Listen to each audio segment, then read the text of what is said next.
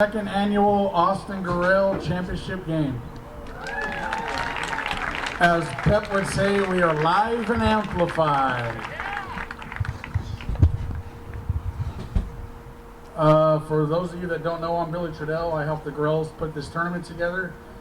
I'm going to say a couple of words about Austin. For many of you that didn't have the privilege to meet Austin, you definitely missed out. Austin was born with a baseball bat in his hand.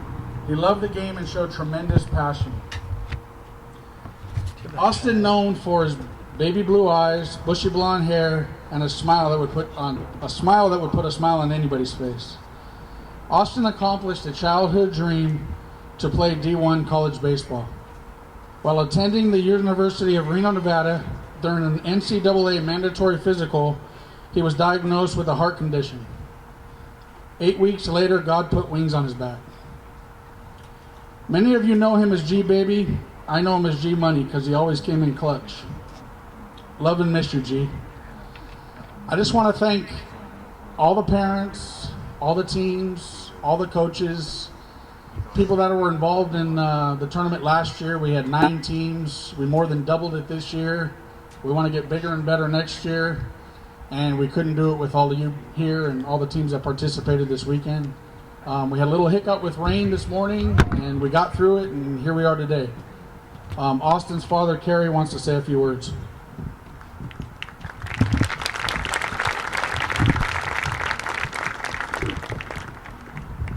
Thank you guys for coming tonight. I apologize, it'll be a little tough. I want to say thanks CBU for letting us do this. They've been great to us. Known Gary Adcock for a long time. Austin came to these camps here. It's a great place. If you're a parent, you're looking for somewhere for your kid to play baseball in a camp, this is a great place. They do a high school camp December 31st. We have some family in the stands. If you want to attend that camp, raise your hand. They'll get you a brochure. Gary, thank you again for letting us do this.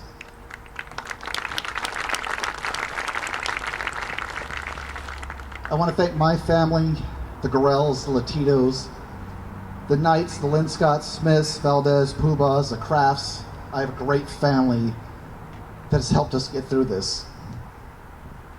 Thank you to them.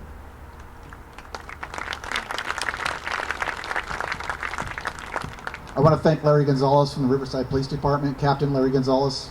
He's going to say a few words. He knew Austin, so he's going to speak.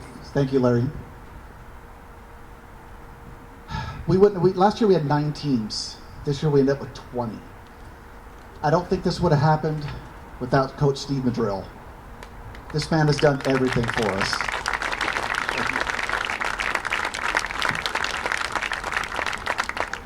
He's the one that's kind of pushed this really hard.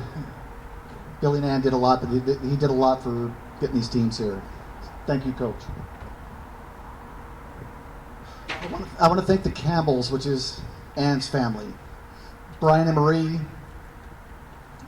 Graham, Genevieve, Brian, Gaynor. They're not friends, they're our family. They are a great family and would do anything for you. So, Campbells, thank you.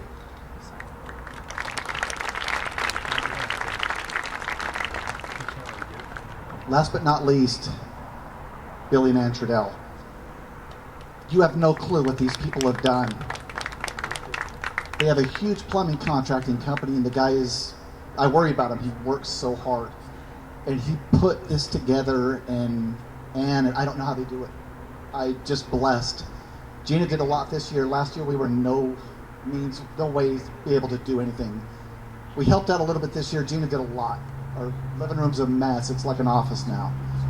But the outcome has been incredible. And you will see tonight what we gave away.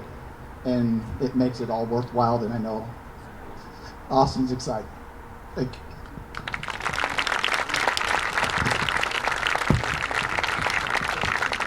Thank you, Gary. A few words from Coach Gary Adcock.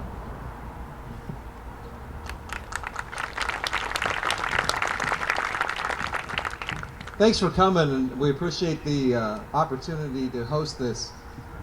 I got to first meet Austin when he came to camp in 2004. He was 9 years old. Remember that. And watching him grow up, being able to recruit him, he was in the dugout. We got to recruit him and see him play. This is a great tribute to him, and I got an affinity for the Inland Empire and baseball within it, and to see us all rally around like this, I think is just great. So Coach Wise told me I had to be short, so Coach, I will stay to those words. But no, it's truly an honor. We appreciate you being here. Thanks so much. Thanks, Coach. A few words from Captain Larry Gonzalez of RPD. Thank you. It's an absolute honor to be here. On behalf of Chief Sergio Diaz and the entire Riverside Police Department, we want to thank the Gorrell family for letting us be a part of this. And yes, I did know Austin. He was back when he played for Troy Percival's travel ball teams. Troy and I been friends for a long time. I played in the minor leagues myself. It wasn't that good. That's why I'm a civil servant now. But earlier this year, we made Austin an honorary police officer for the Riverside Police Department. Presented him a badge with the family in front of our police department and the statue, the Safe in His Arms statue. So I was encouraged when Austin said he wanted to go down this path in law enforcement. Not a lot of people are looking to go down that path nowadays, but he would have been the type of person that could have successfully entered this profession and made us proud. So on behalf of our entire police department, I want to thank the Gorrell family and look forward to a great tournament. Thank you. Thank you, Larry. Austin's mother, Gina, would like to say a few words. Hi, everyone. Again, thank you for coming. I just want to say briefly a little bit about Austin. As you know, he had the heart diagnosed in college, and he was supposed to wear the life vest, which was going to save his life if it was ever to be used, 3% chance of going off. But he made a decision not to wear it one night, which that was the night God took him to heaven. But I want each and every one of you to know that you need to pick your life vest and you need to keep it on 24/7. Decide what that is, because everyone has an invisible life vest. And never take it off for one night.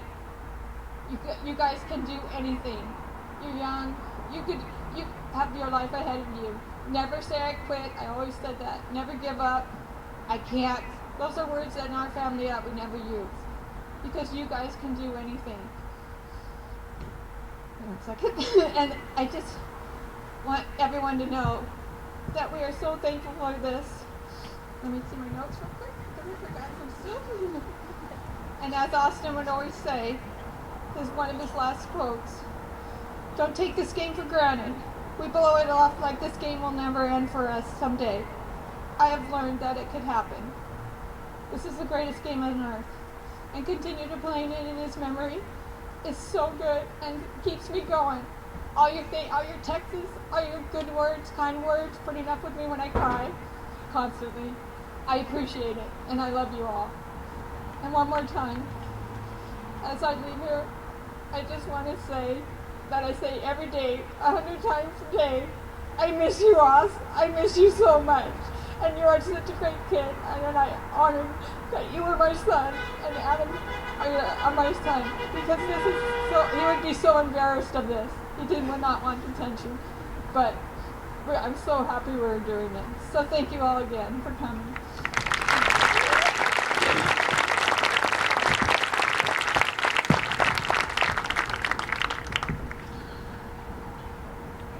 Okay, now we're going to announce the scholarships. Last year we were able to give out $6,000 in scholarships due to multiple donations, team entry fees, umpires donating their money back, and the community pulling together.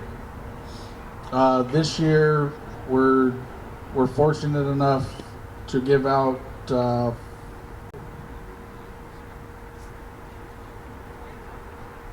$14,500.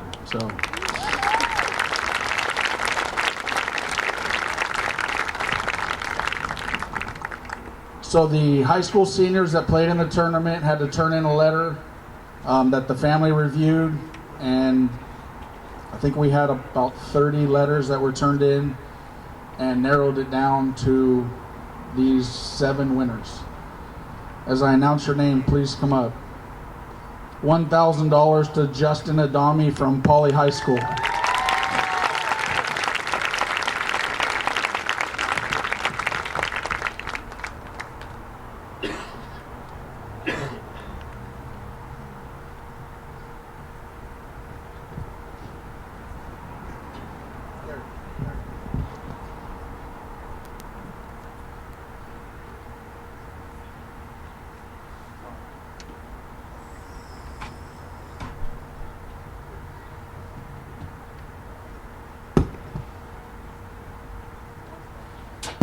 Hello.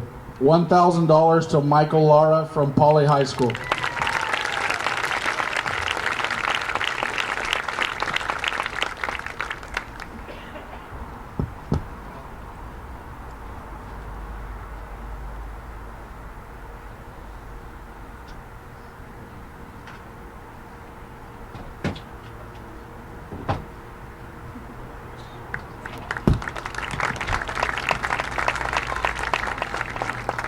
$1,000 to Alfred Parez from Poly High School.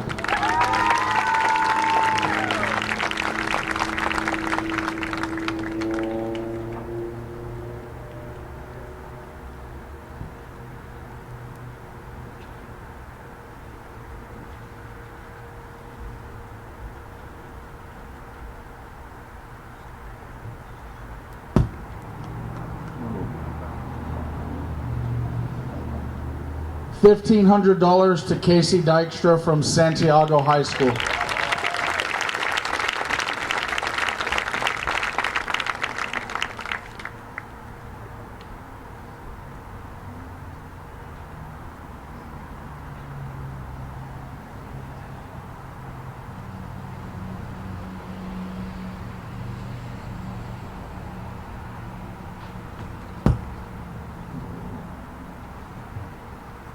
$2,000 to Ryan Schmidt from Temecula Valley High School.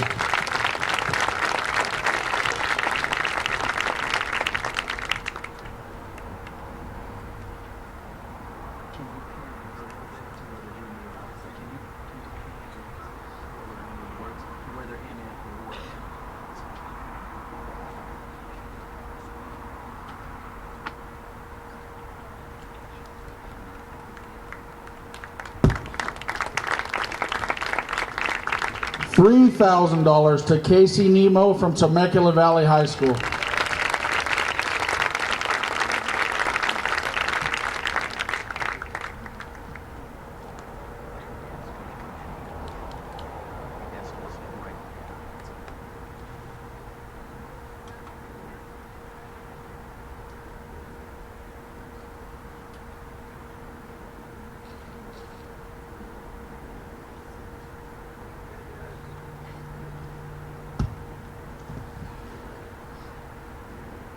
And we're very proud of this one, guys.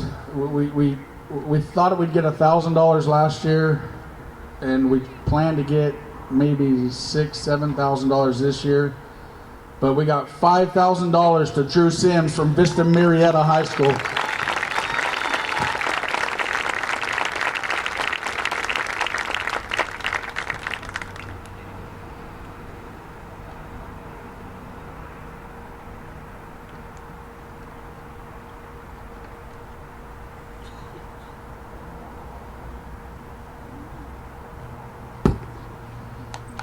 I just want to say one thing too, guys. Parents, coaches, it's very important to get the letters in. We had a few teams that didn't turn them in.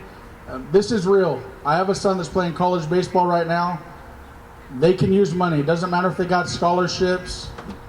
They can use the money. So we plan on getting bigger and better. All the proceeds go to the kids. So it's all about the kids.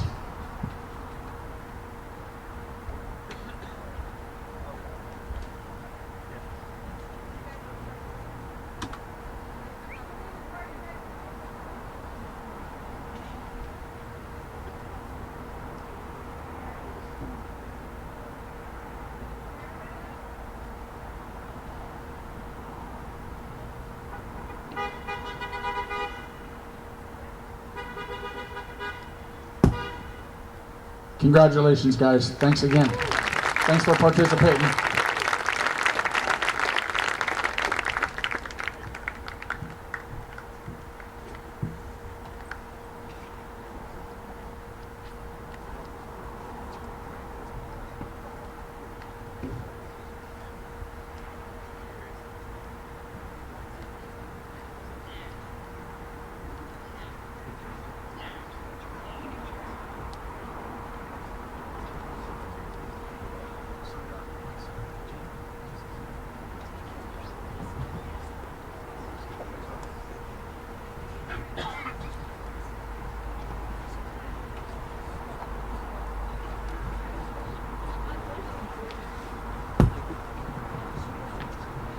A couple more people I want to thank real quick, and we're almost done here. Like to thank Pep Fernandez and Inland Sports and David Zink. They've helped us tremendously on pushing the tournament, announcing it every week. They've definitely helped out a lot. Also, Zach Schmidt from IE Dreamers. Not sure if you guys seen the video he put together, but that's awesome. It's on the website. Go take a look at it. There's another young gentleman that was taken to heaven early. And this year we decided to come up with a Strongman Award in the name of Cody Smith. He went to Poly High School and was a football player. Austin went to high school with him and also played Junior All-American with him. His dad, Tony Smith, would like to say a few words.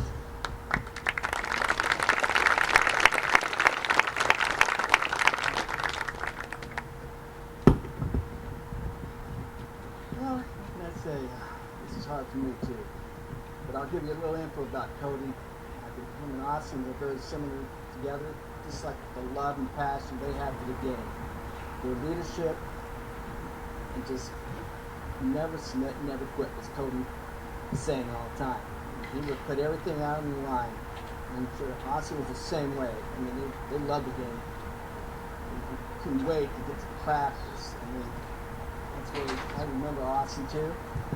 And then Cody's the same way. He was just like, he didn't want to fail. He didn't want to lose. So sure, Austin, same way too. He's just like, he didn't want to quit, except on the field. Well, that's the same thing with the MVP. To me, all these guys are MVPs out here. The parents are MVPs. These kids put, we're not here because of you guys. You guys make these guys happy. And your supporting these kids come out and play. And that's what this night's all about. The MVP, just the love. It's, to me, sports is like a family. You're not here, it's the passion. You root for your kids are looking up in stands, making sure that you're out there, giving support. Just what I look at is love the kids as much as the kids should always love them. Respect. And like I said, tell the kids. I've always, even as a coach, tell them, when you step on the field, put everything you got out there. Same thing with parents. Parents, support your kids. Yeah, we're gonna have good days, we're gonna have bad days.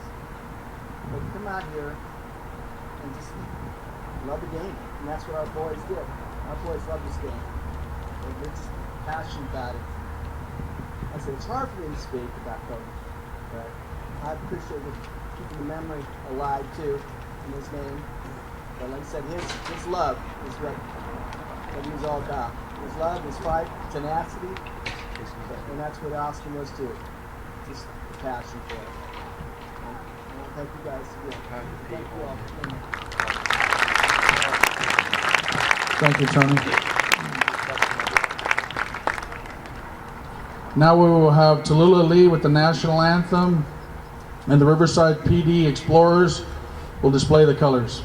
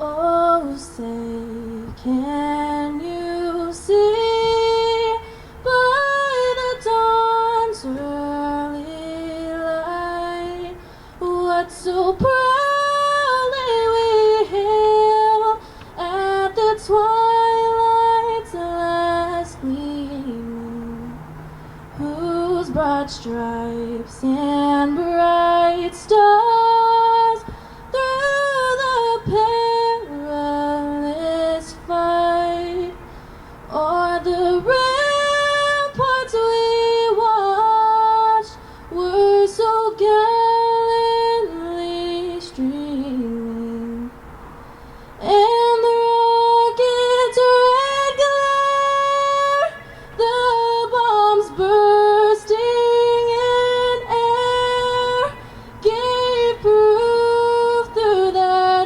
night that our flag was still there.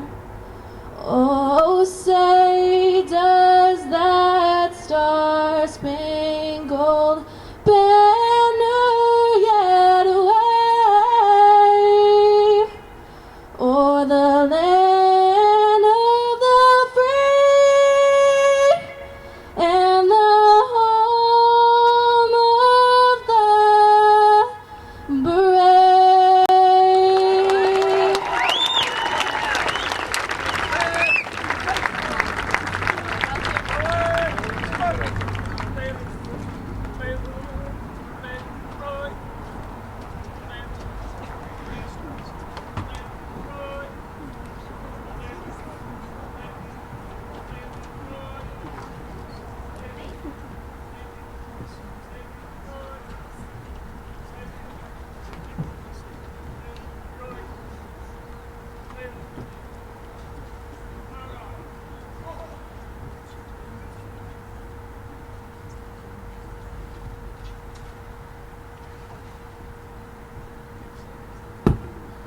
Now throwing out the first pitch will be Michael Latito and Tyler Knight, Austin's cousin. Tyler Knight will be catching.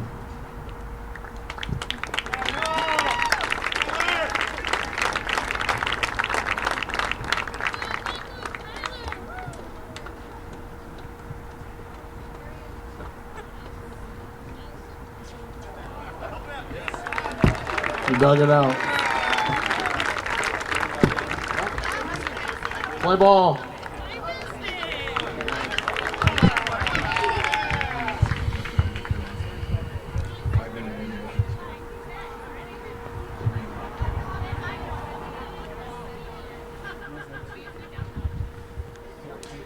And welcome to this very special Inland Sports live broadcast as we bring you the second annual Austin Gorrell Baseball Classic live from Cal Baptist University in Riverside. It's Corona taking on King, an all Big 8 League battle here for the championship. I'm Pep Fernandez, joined by Bradford Evans, also of Inland Sports, as we're going to bring you the highlights from the final game here as we celebrate the life of Austin Gorrell and honor him through, as we saw, scholarships and a great baseball game tonight at Cal Baptist University. And Bradford, Corona and King, two great teams. Two great teams, yes. Two great coaches. Yes.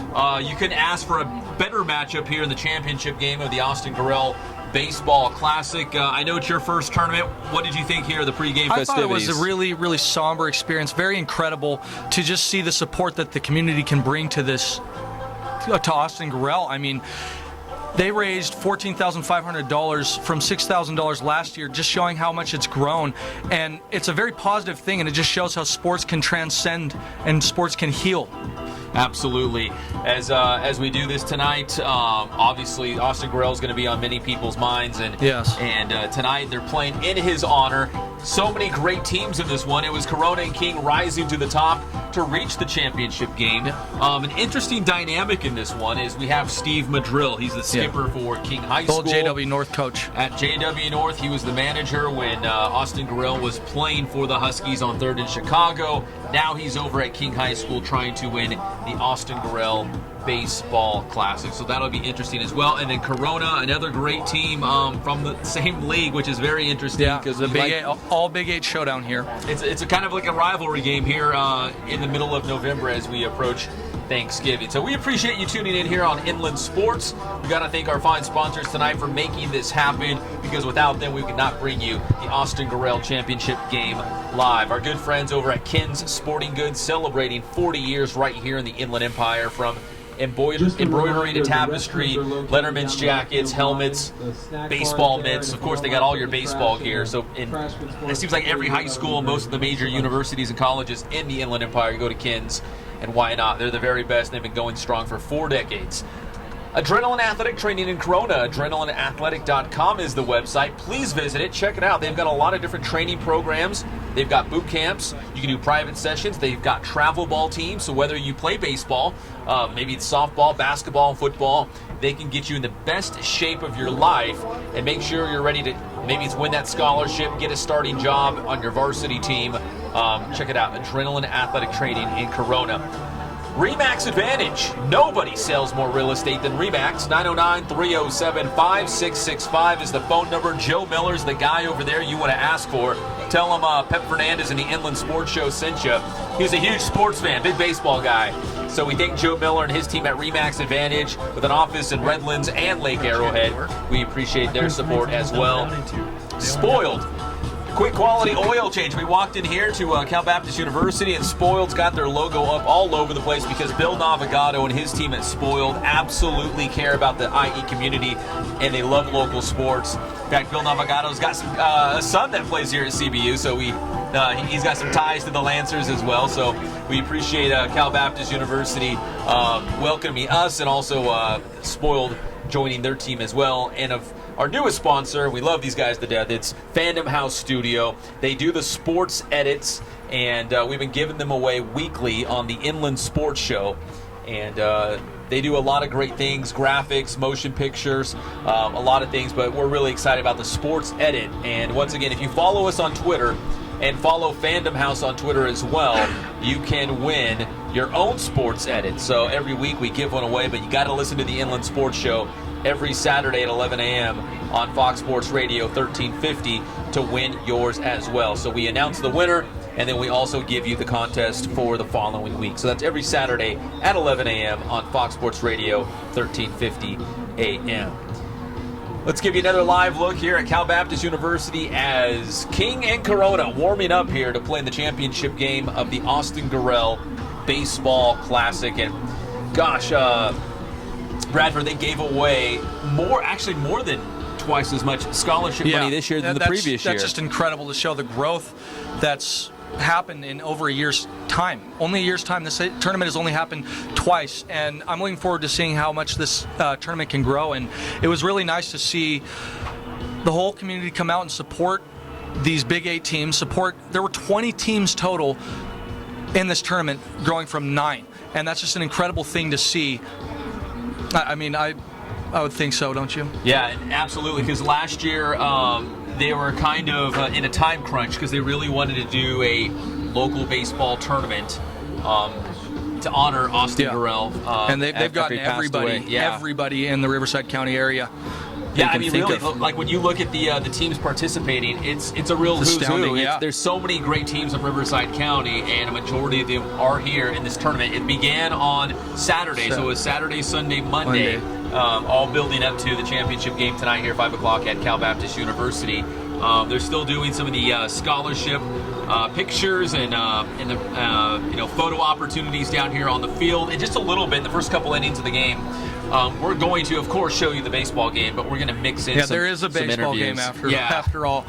And don't get me wrong, I know we've got Thanksgiving coming up, and it's the middle of November. Yeah. And football's on most of our Yes, thoughts football, right that's now, all we've but- been covering. Yeah, but right now, tonight, everything takes a back seat to this Austin huge- Gorrell and his memory. Absolutely, Austin Gorrell and his life and his championship game in this baseball tournament. Great turnout here at CBU. It's a little chilly out there, but fans are still piling into the stadium.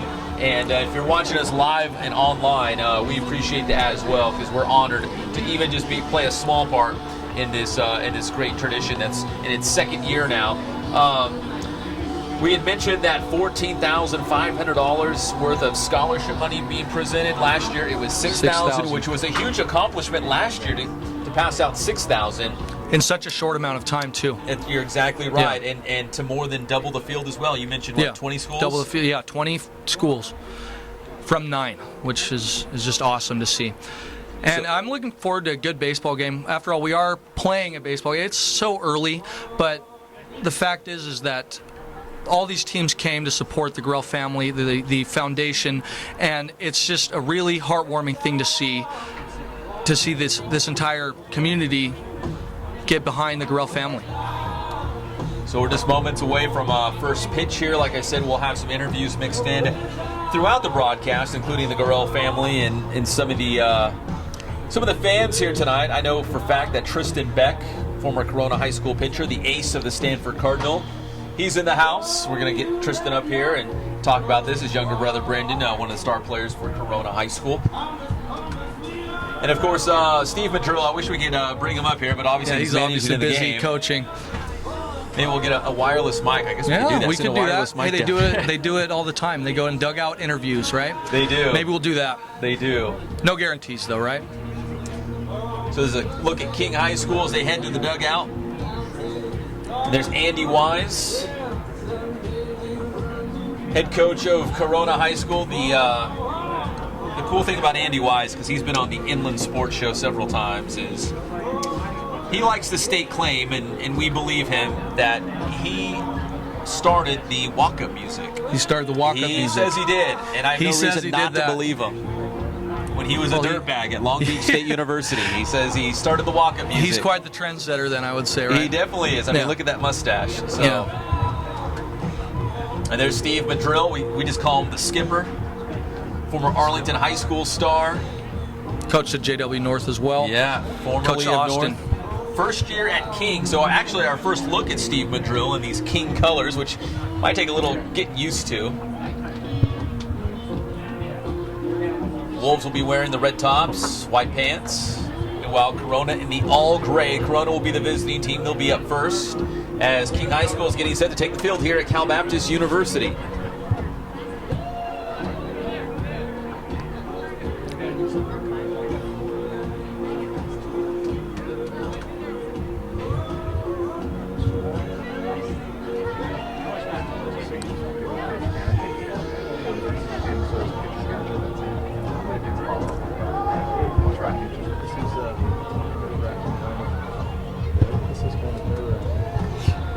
And there goes the King Wolves taking the field. Looks like number 17 is going to be on the mound for King High School. That's going to be Cameron Heinrich. The senior left-hander, 6 foot, 140 pounds. He'll get the ball tonight against Corona. Yeah, because you won't be on. I'll be the one who's pitching. As soon as the ball's hit, you start playing to you to get your His battery mate tonight, number 27. It'll be Rory Smith, the catcher. Had a good season last year. He batted about 350, if I believe that's correct. And I'm looking forward to seeing him up at the plate.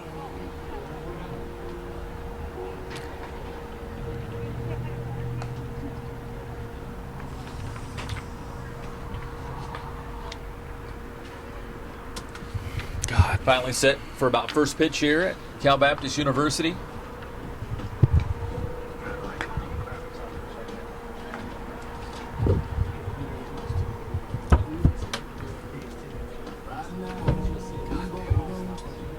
Didn't have any time to study any of this either. Completely winging it. That's awful so far.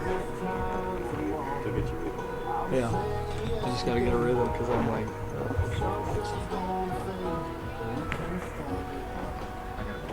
I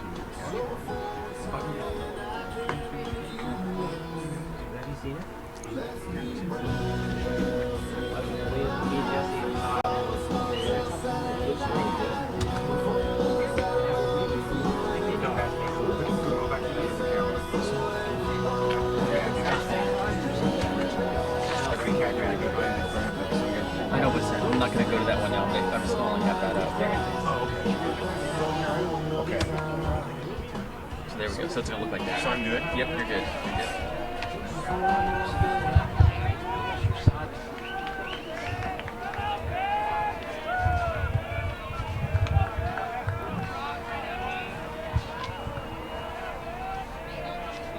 It'll be number 12, Snake Esses, leading off for Corona. Snake Esses. We'll see what he's got. That's what it says.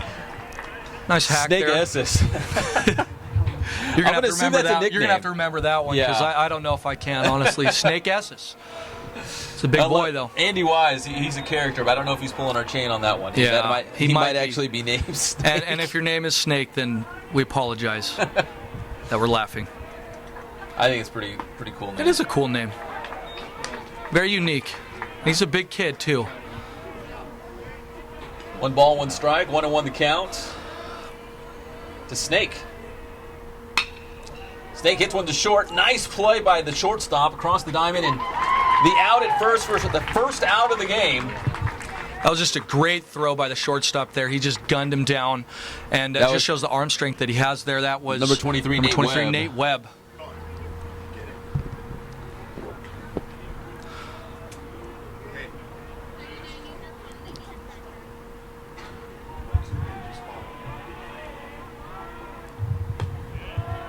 Curveball to the outside there. Yeah, now at the play for the Panthers, number 21, Zach Gillespie. Gillespie's going to dig in from the right side against the lefty Heinrich. One ball, 1 strike.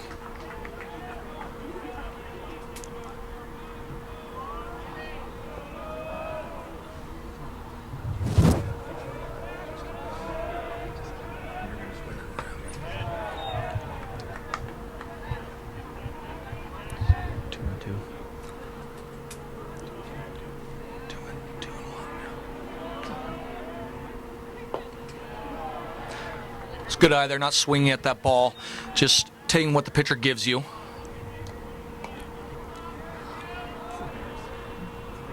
Hitters count now 3-1.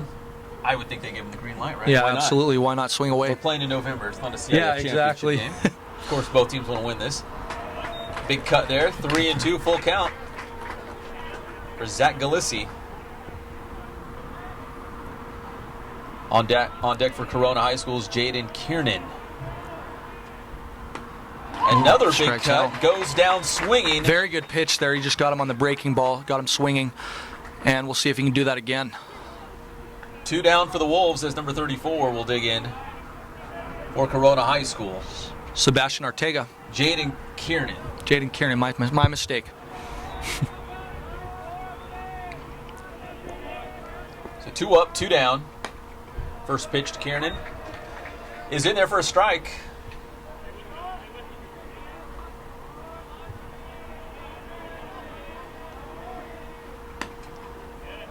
That one outside, 1-1. What's interesting here about the Austin Gorrell Baseball Classic is it's a great opportunity for a lot of teams and friends to come together. Oh, yeah. A lot of people that you don't see quite as often as you'd like to, but they come together on this night, all for the same reason, to celebrate Austin Gorrell, and it's kind of like a reunion of the local baseball community. Yeah, so many great sure. people are here.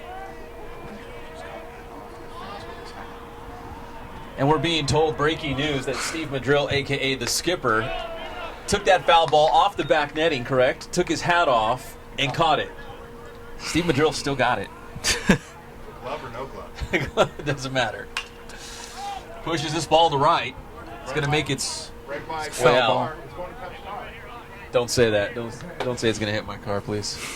I'm paranoid. You put it far enough back. I did. I'm still paranoid. Well, 2-2 the to count. car alarm didn't sound there, so I think you're good. 2s across the board, 2 balls, 2 strikes, 2 outs. Here's Heinrich. That one's Way outside. outside. We got a full count. Another full count here. We'll see what he does. He might be able to strike him out here, or he Might walk him.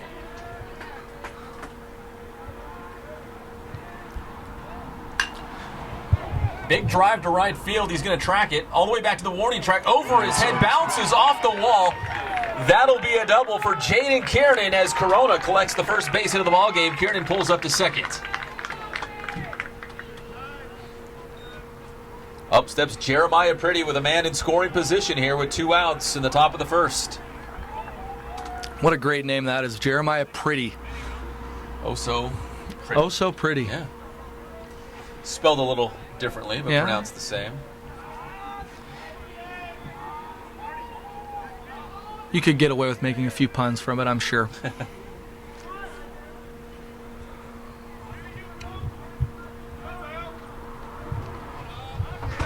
So Kiernan's aboard with that double to right field. Up steps Pretty versus Heinrich. No score in this one as we're just getting started with our live broadcast on Inland Sports. First pitch is a ball.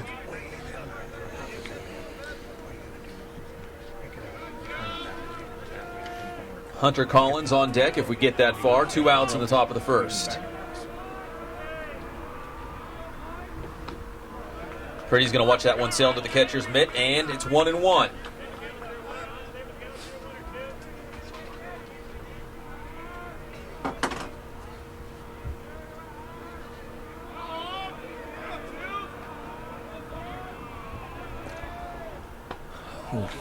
Swing and a miss. 2 strikes on Pretty with a man in scoring position.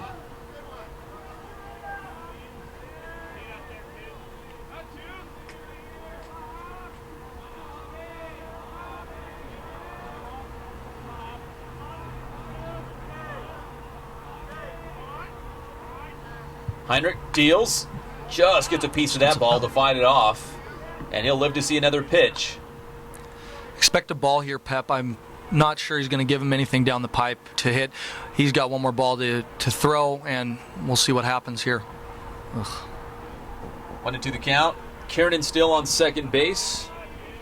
Our first man aboard of this Austin Gorrell Baseball Classic Championship game live from CBU. A little inside, and 2-2 the count. So once again, 2s across the board here. With Kiernan leading off second. Pretty at the plate. Heinrich on the bump for the King Wolves tonight.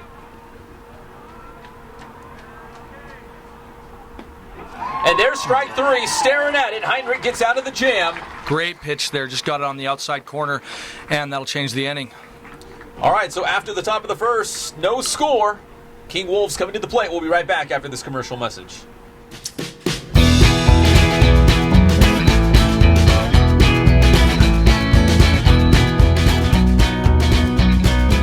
Thank God, first of all. I thank the great people that I've got around me that help support me, the people that work for me. As I started, if it wasn't for the people around me, we probably wouldn't be here right now, but I've got a great staff. I've got great people that do stuff for us outside the store, and we've been very, very fortunate.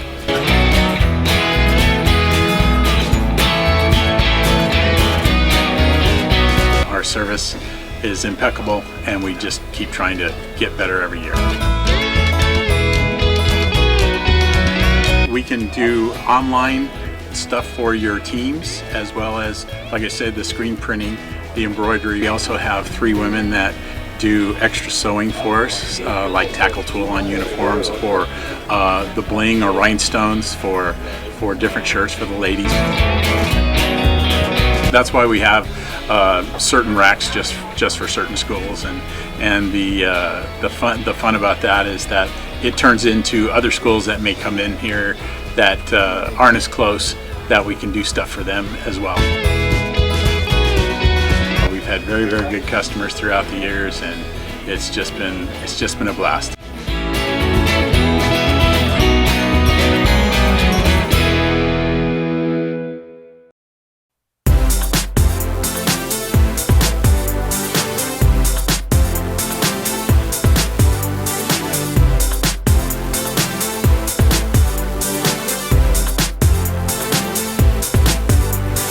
excited about offering still and motion photography, motion graphics, which is like television style, promo style graphics, and sports edits, which we're really excited about because we get to incorporate not only photography but graphics and effects, which is, I'd say, our strength. You know, that's why I'm saying.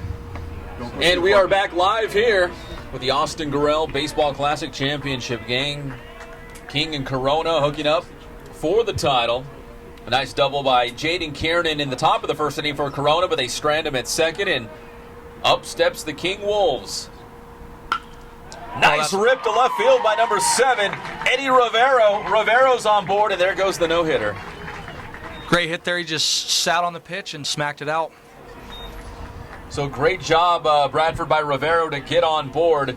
I talked to Matt Orrick, the father of one of the King baseball players, Dylan Orrick, former King Wolf, and he was telling me before the game that King's really been hitting the ball hard in this tournament, and he was expecting a big offensive day from the King Wolves. There's a strike. Number 23 at the plate now for the King Wolves. Nate Webb with Rivero on first.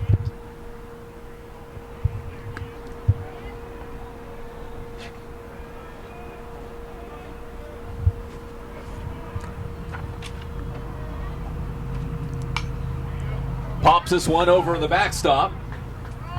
And on to Monroe. But I think all the cars were safe, right? Yes, on the former Riverside Christian campus. It's on the former Riverside Christian campus right now. 0-2. 2 strikes on Nate Webb. The deal, did he hold it? Down to his... Got some help there, and he'll say no, he checked his swing. Good discipline by Webb there. I definitely would have swung there. I would have just... I would have swung my back out. Isaiah Green, another left-hander. We got an all-southpaw matchup tonight in the championship game of the Austin Gorrell Baseball Classic. Isaiah Green dealing for the Panthers. 1-2 the count. Green delivers. A little bit high, 2-2.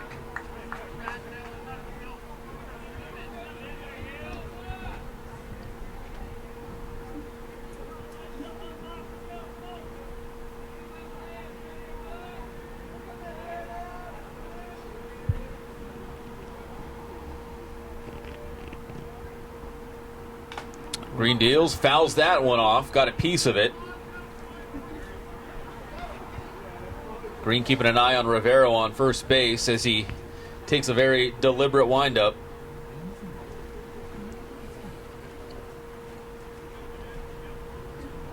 So Nate Webb looks down to third base, gets the signs, he'll dig back in with a count 2-2.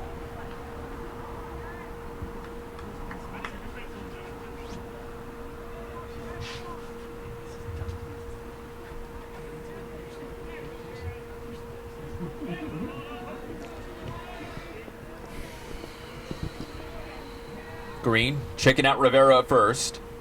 Looks home, delivers. We got a full count, 3-2.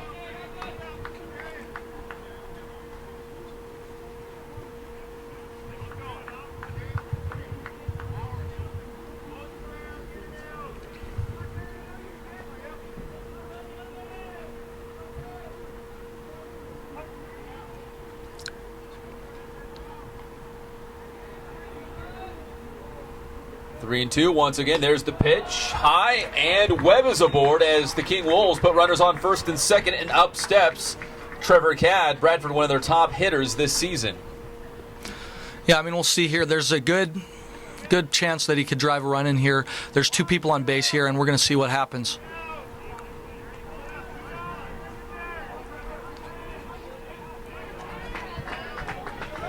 So 2 runners on board for Steve Madrill's team, no outs. And a great opportunity for Trevor Cadd to come through and try to give King the first lead of the game here in the bottom of the first. Live from Cal Baptist University. Cadd takes a big swing, fouls it off into the backstop. 0-1. He had good numbers last year, batted .333, and he had 3 home runs to lead the team. So this is an opportunity for Cadd to get his team ahead here.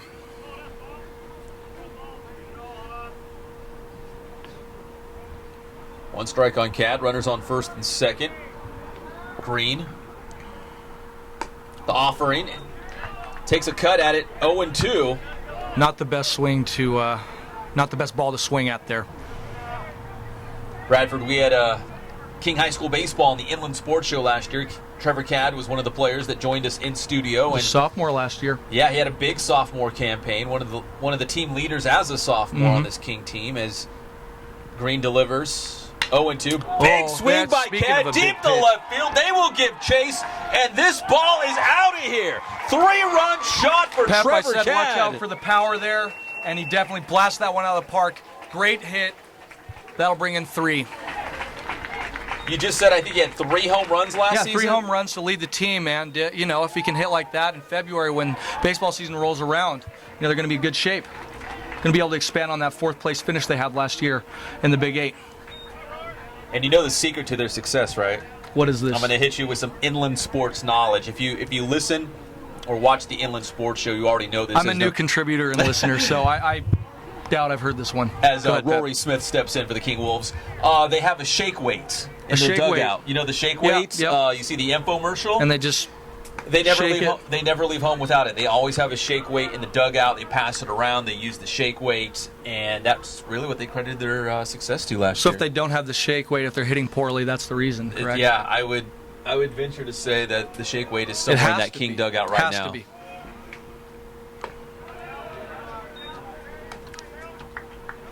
So King on top, 3-zip, thanks to a 3-run shot deep to left field by Trevor Cad.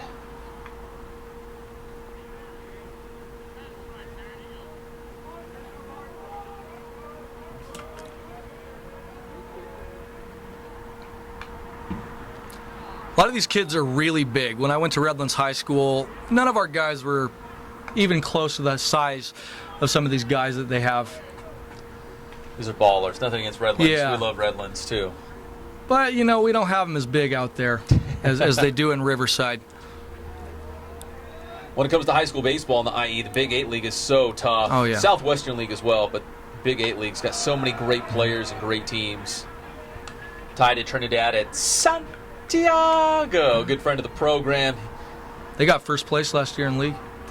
They were really good. Unfortunately, they ran into a great Huntington Beach team in the CIF Southern Section playoffs in the first round. You know those beach teams.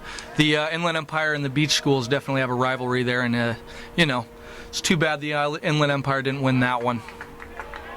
Swing and a miss there. First out of the bottom of the first for Isaiah Green, strike 3. You want this name? Let's hear it. Number 3, Jacob Billiou. Billiou. Right? Yeah, I was asking you if it was Billiou, but I think it's Billiou. You are correct, Pep. Ball 1 to Billiou. Well, you had said that Trevor Cad had some great offensive numbers last season. Yes. I just told you that Mr. Orick, a father of a King baseball player from last season, said that they've been hitting the ball hard this tournament. And just like that, it's a 3-zip lead. Dylan Orick, now a senior. Not that David Zink from the Press Enterprise check on this, but I believe Dylan is going to UC Riverside. I'm not sure, but I think this King team can do something in the Big 8 and in their season in general. They only have 6 seniors that left the team from last year, and I'm thinking that they can do something this year, especially with a lot of sophomores like Billiou, and we just saw Cad hit that bomb out to the left field, and he's a junior. 1-2 the count to Billiou. As is a very young team last year, they were able to win the Redlands Baseball Invitational. Defeated Canyon Springs in that championship game that took place at the University of Redlands. This is a really beautiful field. I've never been out to Cal best. Baptist here. This is a great field. It's the best. Great facilities. Oh, great. There's a shot by Billiou to left. He's on board. He'll round first, take a peek, head back, and here comes Andy Wise, who single-handedly invented the walk-up music, and he's already going to the bullpen. Is it allegedly, or are we just saying he did it for sure? Let's just say he did it. Yeah, that sounds better. That sounds better for to the me. sake of conversation. That sounds better to me. So here we are, bottom of the first. It's 3-zip King, and head coach Andy Wise makes his first move to the bullpen here.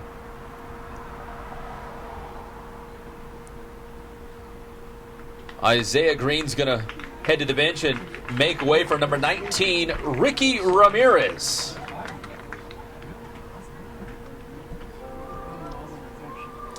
So a 3-run shot from Trevor Cadd will do that for you. You want to speculate what Andy Wise is telling Ricky Ramirez right now? What is that, Pep? I have no idea. Well, knowing Andy Wise and his big hairy mustache, he's probably saying something funny to kind of loosen up the mood. Yeah, it isn't CIF after all. That's true. You know, it's just a fun tournament. They're playing to win, but more importantly, we're here to celebrate Austin loose Gorrell. too, exactly, and celebrate Austin Gorrell. Have a good time, raise some money. This is interesting. He's a right-hander. The last guy was a lefty, so look for people to steal off of this guy. Speaking of Dylan Orrick, he was on deck. He was getting set to step up to the plate here for the King High School Wolves. Gets in a little extra time with the shake weight, I guess, in the dugout, as Ricky Ramirez warms up for Corona High School. Let's go ahead and thank our sponsors as we have this opportunity. Of course, Ken's Sporting Goods, celebrating 40 years here in the Inland Empire. All your sporting good needs. Adrenaline Athletic Training in Corona. Boot camps, training programs, travel ball teams. If you're a high school athlete, it's the place to be. Adrenaline Athletic Training. RE/MAX Advantage. Nobody sells more real estate than RE/MAX. 909-307-5665 is the phone number. Find your dream home, list your home. Whether you're on the market or trying to get your house off the market, Joe Miller and his team can hook it all the way up. Spoiled, quick quality oil change. Thank you, Bill Navigado and your team, for keeping our cars going strong as we drive all across the Inland Empire to bring you the very best in local sports coverage. Nobody covers local sports like we do. And, of course, Fandom House Studio and the Sports Edit, second to none. Shout out to Kevin Harrell and his team over there getting into the Sports Edit game, and they are amazing. If you haven't checked it out, go to fandomhousestudio.com, check out some of their samples, and get one for you as well. You've got a local athlete in your life, high school, youth, college, get you a Sports Edit from Fandom House. First pitch to Dylan Orrick from Ricky Ramirez. Ball one.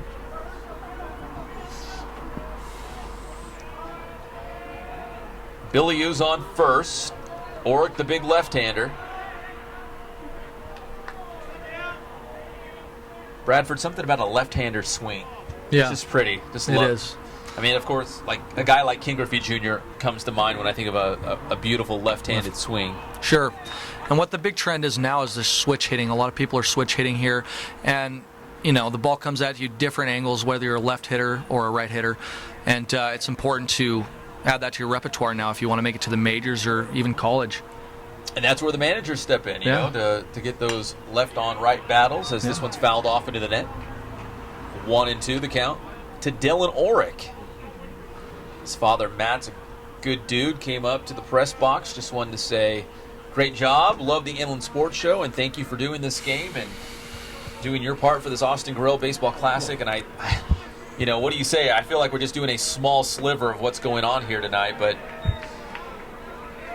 it's not about us. It's about honoring Austin Gorrell and getting a lot of great teams in the area together to celebrate him, honor him, and play some great baseball, which he would love to see. Absolutely. And I'm sure he's watching from heaven right now.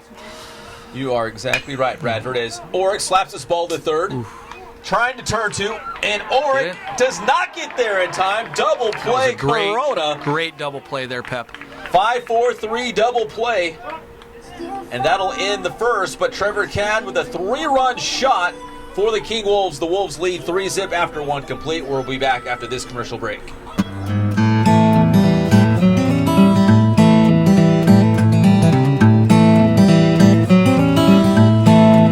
We focus on the customer here.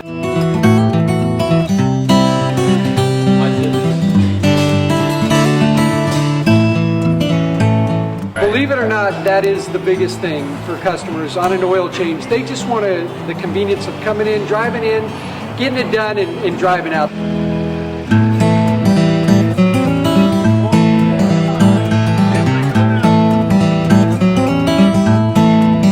We just greet them, get them going, and they're done in about 10 minutes or so.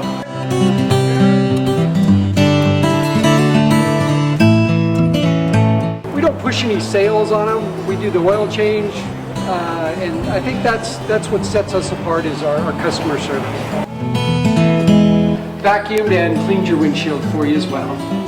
Everything's looking pretty good. You come into us one time, believe me, we'll spoil you and you'll be ready to come back the next time.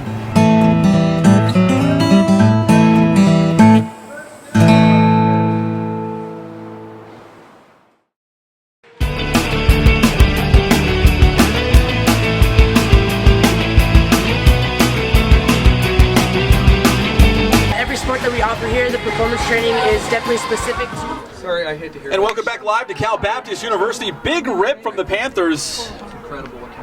Number 24, Hunter Collins, but a nice play by the shortstop. Number 23 for King High School, Nate Webb, one down here in the top of the second. If you're just joining us, King jumped out to a 3-zip lead thanks to a Trevor Cadd 3-run homer to left field. As we told you in the beginning of the show, we're going to work in some interviews and kind of weave them out in between the plays here of the Austin Gorrell Baseball Classic Championship game. Now joining us live on the show, Gina Guerrero, Austin's mother. Carrie's back here as well. The whole gang's here. Gina, just talk about, obviously, the pregame ceremony is a very special time. You guys awarded $14,500 worth of scholarship money. How good does it feel knowing that that's all in Austin's name? It is, every time we think about the amount of money, and it kept coming and coming, and the generosity of the community alone. For me personally, it's hard to ask for money, but this is like something I don't even have to ask. People are so generous. They come up to me and want to know where they could give their money to. So this is an honor, and we are in awe of all the people. I think it just shows how many people love Austin, and this just continues to keep his memory alive, and playing the greatest game on earth is the best thing we could ever do for him. Chase Robustin of Corona High School draws the walk. He's on board here in the top of the second inning. Up steps number 2 for the Panthers.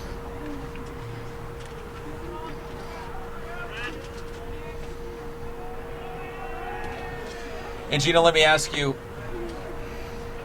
obviously this is a celebration of Austin's life. I know some of these moments can be difficult, but in the end, it's a celebration. You want to obviously have a positive, memory of Austin and have a good time here. And I was telling Bradford, the guy doing the play-by-play with me, that, this game is one of the few times I see so many teams and coaches and players come together all in the same place at the same time. That must speak to the impact that Austin had, because you don't see that very often. All these great players and coaches and teams come together for the same cause, and that's to honor Austin. Right, that's what they say. They say this is a game where the pressure's kind of off, everyone's kind of more relaxed. They don't have that I gotta win feeling. They said they know the meaning behind it, and they know Austin, and they know how he played the game, and he would just want to just come out here and have a good time. That's how I look at it. And everybody at some point, even though they didn't know him personally, they know someone who knew him. So that's how we continue his legacy. 1-2 the count. That one fouled back here. One out, top of the second. Corona with a man on first. It was Trevor Cadd with a 3-run homer to spot the Wolves, the early lead in this one. Carrie, let me carry Austin's father back here. Let me get him into the conversation here as well. Second annual, the scholarship money grew. The amount of teams involved grew. What are we going to expect for next year? Is it just going to keep getting bigger and bigger? I am blown away by what we have achieved this year. It went from 9 teams last year to 20. Talked to the Temecula Valley coach, Scott Oder, and he thinks there will be 40 teams next year. We're hoping we can have pool play down in Temecula, out in the desert, in Riverside, and then hopefully in Orange County. Yeah, we want this huge. Nice drive to right field, but a great catch in foul grounds for the second out of the inning. And obviously Austin's probably looking down and excited that you guys are honoring him and celebrating him with baseball, right? I mean, he wouldn't want it any other way. Yeah, but 2 years in a row, he hasn't helped us with the weather. We got a lot of rain last year, and we got a lot of rain last night. But you know what? All these coaches are just phenomenal. Every one of them are great guys, and you know, they didn't care, man. Let's just play it. Let's flip a coin. Doesn't matter. So it's pretty neat when you see that. You know, this baseball community is actually quite small, and it's amazing how these guys come together. You know, every one of these coaches, I don't know them, and you start out with a hug. That's pretty neat. Let me ask you guys about the fact that you were able to get Cody Smith and his father involved. Obviously, Cody Smith was a football player who battled cancer at Riverside Poly High School, but now there's a special award in Cody's name. Gina, can you speak about what that is and what that represents? Yeah, I always, before Austin passed, I always thought of the parents who lost their siblings, you know, and I always thought, how did they do it? But now being in that group, considered in that group, the first thing I thought of was Cody Smith and their family, and I thought, how could we incorporate that into the Austin Gorrell Memorial? And then we came up with what better way, MVP, because he is an MVP in whatever he did. In football, baseball, you're still an MVP. So now we're going to honor someone during this game. Now I know last year when you had the inaugural tournament, everything had to come together pretty quickly. Was this year any different because you had a little extra time? And no? Well, it came sooner this year. Last year we did in December. This year it's November. But we have such a group, a lot of people helping us. Billy Trudell, Ann Trudell, my family, my sisters, my brothers, everybody they come together. All I have to do is, I think they read my mind, and they ask me now. I don't even have to ask them. They just say, where do you want me? And then it takes a big team to do this, and a lot of family, and that's what we consider everybody now is our family. What's it like having all these people, like you said, coming at you from all different areas saying, what can I do? Let me help. What do you need help in? Where's there a need? I mean, is it just blowing you away? Yeah, it really does, because I'm not used to that. Like I said, I'm the one who would be the giver and asking and trying to help people, but there's so many, I don't even think I have enough jobs for everybody, but I try and keep it organized and together. And when it comes down to this, by the time that we are throwing out the first pitch, we have it all down.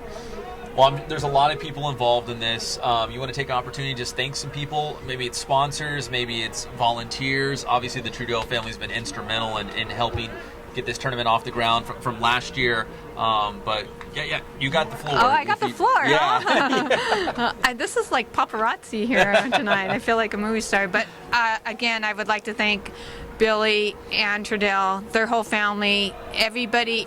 It's like I said, everybody's a family now. And my family, Carrie's family, the Gorrells, the Lotitos, the Crafts, like we said before, it is overwhelming. They have to put up with me, and now they are still here and around, even though I'm pretty hard to deal with right now. But anytime I need them, they're there. I mean, and they know how to get it done better than me sometimes. I don't have I'm not as creative, and I don't have the ideas, but they always suggest, and we work it out together as a family. Walk here as King High School puts a man on board, Brett Sweeney, here in the bottom of the second. And Carrie, you've got, I guess, family on the east coast of Canada, right? Tuning in tonight. You want to tell them hello here? I'll punch you up. You can wave to them. You can tell them hello. I got family in St. John's, Newfoundland, and I sent them this link. Hopefully they're watching. I hope you guys are. It's probably real early in the morning. I'm a Canadian citizen also. I have dual citizenship. Oh, did you really? Yes. I did not know that. So, but no, it's great. They're very supportive from 5,000 miles away, but this kind of makes it a little more personal. They can see what we're doing and what we're achieving here, and seeing these kids come onto the field and getting scholarships from us, and it's kind of neat. I mean, that's why I asked you if you were going to do that for us. And Pep, thank you again. You've been great to my family, and as far as pushing this tournament, and thank you again. Our pleasure, completely our pleasure. Just we just wanted to be a small part of what you guys are doing here and to be involved. I'm just curious. So, being Canadian, did you steer Austin maybe to hockey, or did he pick up baseball on his own? I mean, he loves baseball. That kid was always baseball. Okay. Like he said, like Eckhart said, he came to the camp at 9, and then every year after that, everything we did, he did try football, but I couldn't have a football if I didn't like seeing him get hit. He played 2 years with Cody Smith. Oh, did he? Yeah. Yeah, and then me and Tony, his dad, went to school together. Didn't realize the connection, but so no, Austin and Cody were actually pretty good friends. Austin was a defensive lineman, Cody was our linebacker. So that's our connection with the family. Bottom of the second here, Kingwood runner on second base, looking to add to their 3-zip lead. Steve Madrill making his inland sports debut, at least with King High School, who was Austin's coach at JW North. That's kind of cool, right? Just having Steve Madrill back in this game. It's a little weird seeing him in red, though. It is, isn't it? Yeah. I had to look down there twice, take a double take, and I was like, oh, yeah, that is Steve Madrill. Yeah, I know, it is. It's pretty funny. But he fits right in. He's a great coach. Let me ask you guys, what was the reception like to the scholarship recipients? I mean, I don't want to get this wrong, so I'm going to look at my notes right here. Drew Sims from Vista Marietta High School, $5,000. That's just one of the scholarships you were able to give away tonight. Just amazing. Yeah, it was. I can't even believe the amount right now either. When I was writing them out, I thought 5. You know, I never thought we would be that high. I always thought we could pay for a couple books. You know, and a book nowadays I hear is a few $100s. So any amount would have helped us, and I'm sure we're going to do the same with them. So King now with 2 aboard, only 1 out. Trying to add to that 3-zip lead here in the Austin Gorrell Baseball Classic Championship game live from Cal Baptist University. Number 7's at the plate for the Wolves, Eddie Rivera, who already has a base hit in this ball game.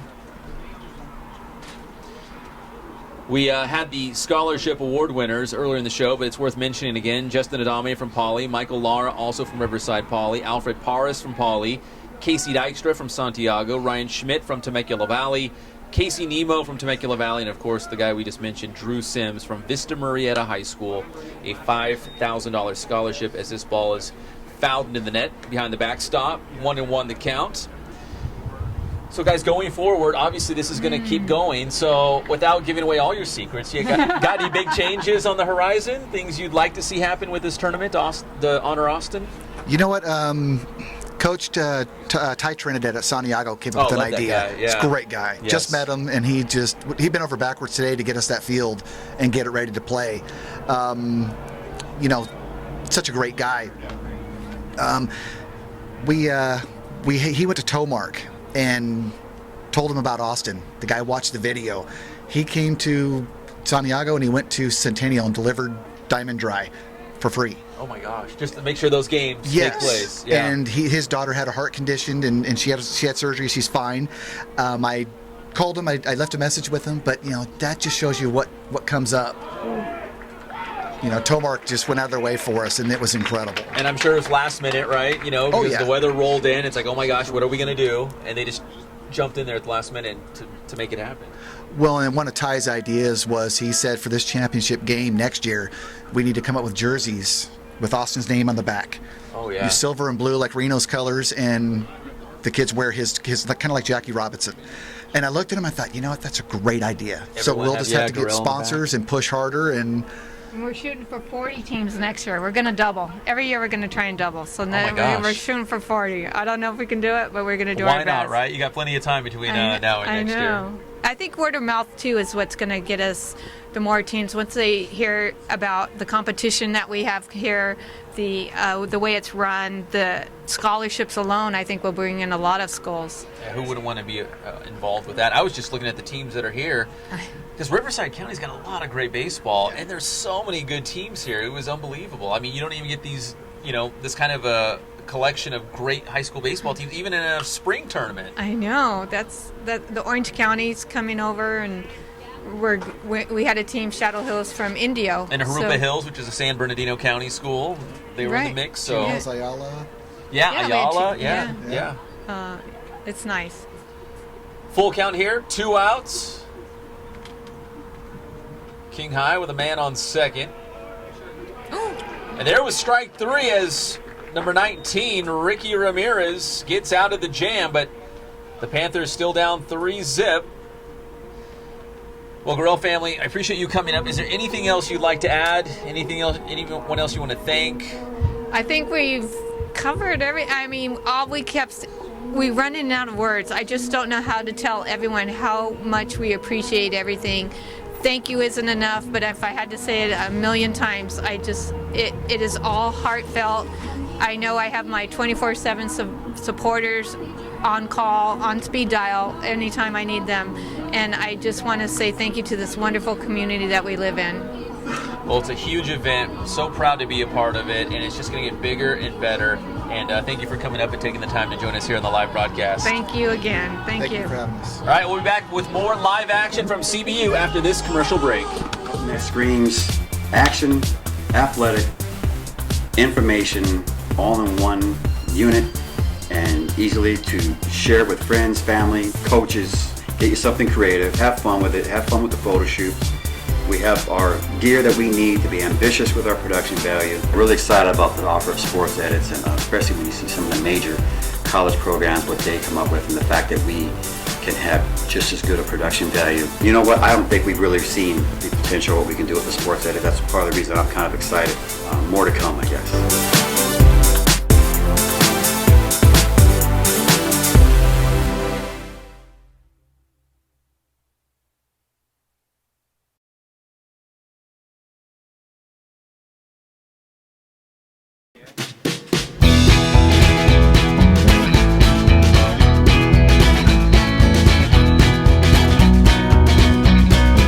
Thank God, first of all. I thank the great people that I've got around me that help support me, the people that work for me. As I started, if it wasn't for the people around me, we probably wouldn't be here right now, but I've got a great staff. I've got great people that do stuff for us outside the store, and we've been very, very fortunate.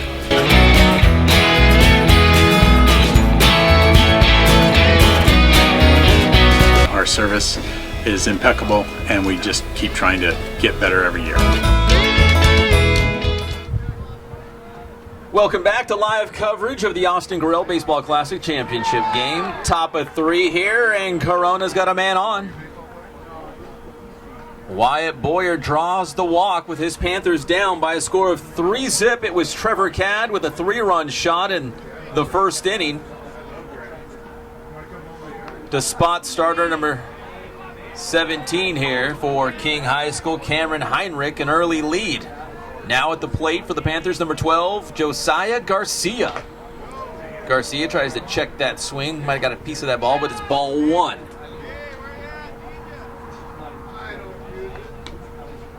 Heard Andy Wise, the skipper down there, talking to Garcia. Says, "Where are you at? I need you." There's Garcia at the plate. Heinrich goes to first. Nice move, but Boyer slides back in underneath the tag.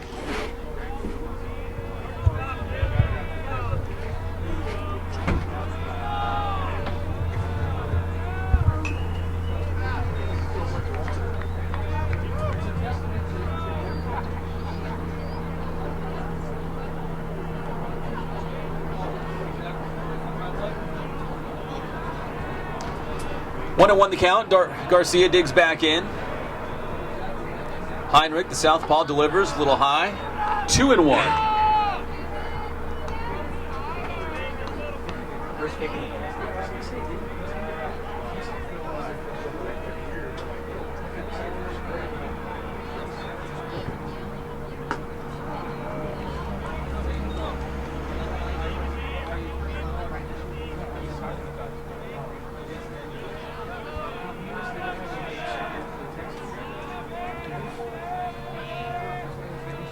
Heinrich deals. Towering infield fly. Second baseman will call for it, and he's got it. First out of the inning.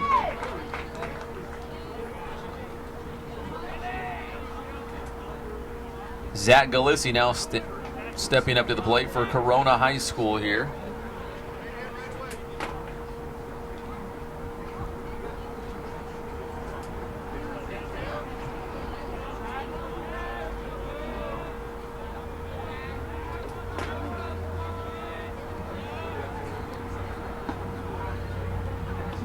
Offering drops in for a strike, 0-1.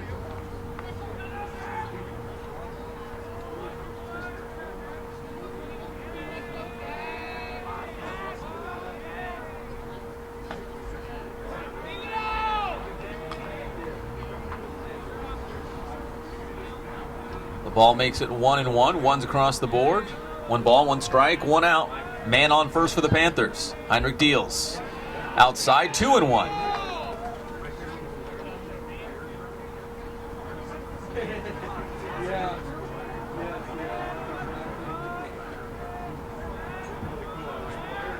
Heinrich takes a peek over at first. Goes to the plate. Popped up into the foul ground. They'll give chase. It came back on number 5, Mason Smith, over there at first base. Had a beat on it. The ball tailed back on him in the last moment. And Galissi will get another chance at the plate. 2-2-1. 2 balls, 2 strikes, 1 out here in the top of the third.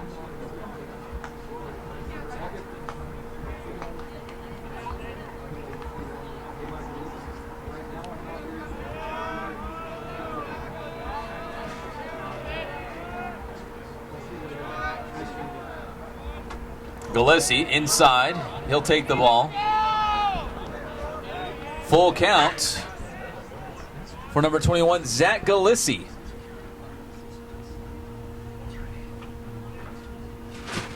Heinrich still on the hill trying to protect that 3-0 lead for the Wolves. Full count here. Looks down at first, goes to first.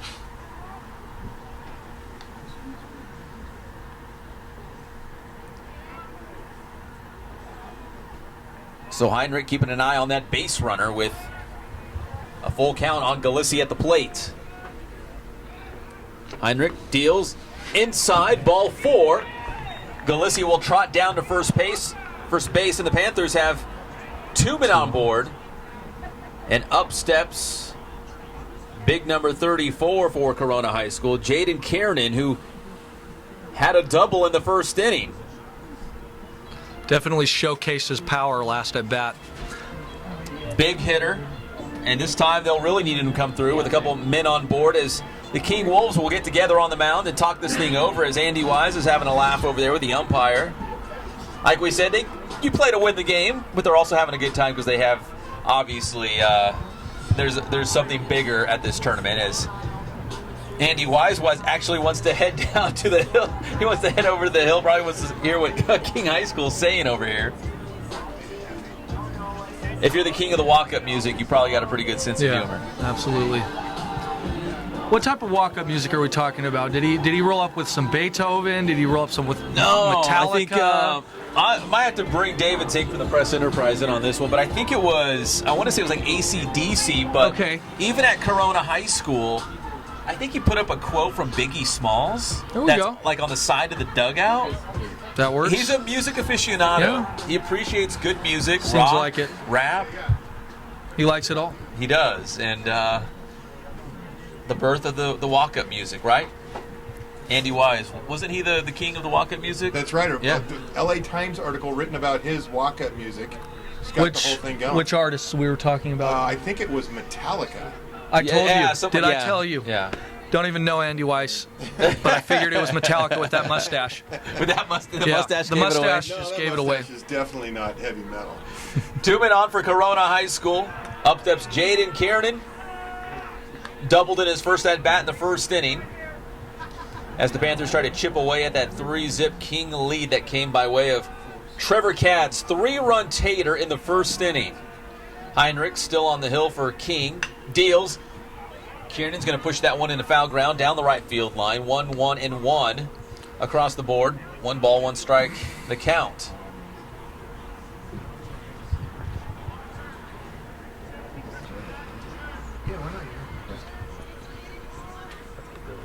Let's do it.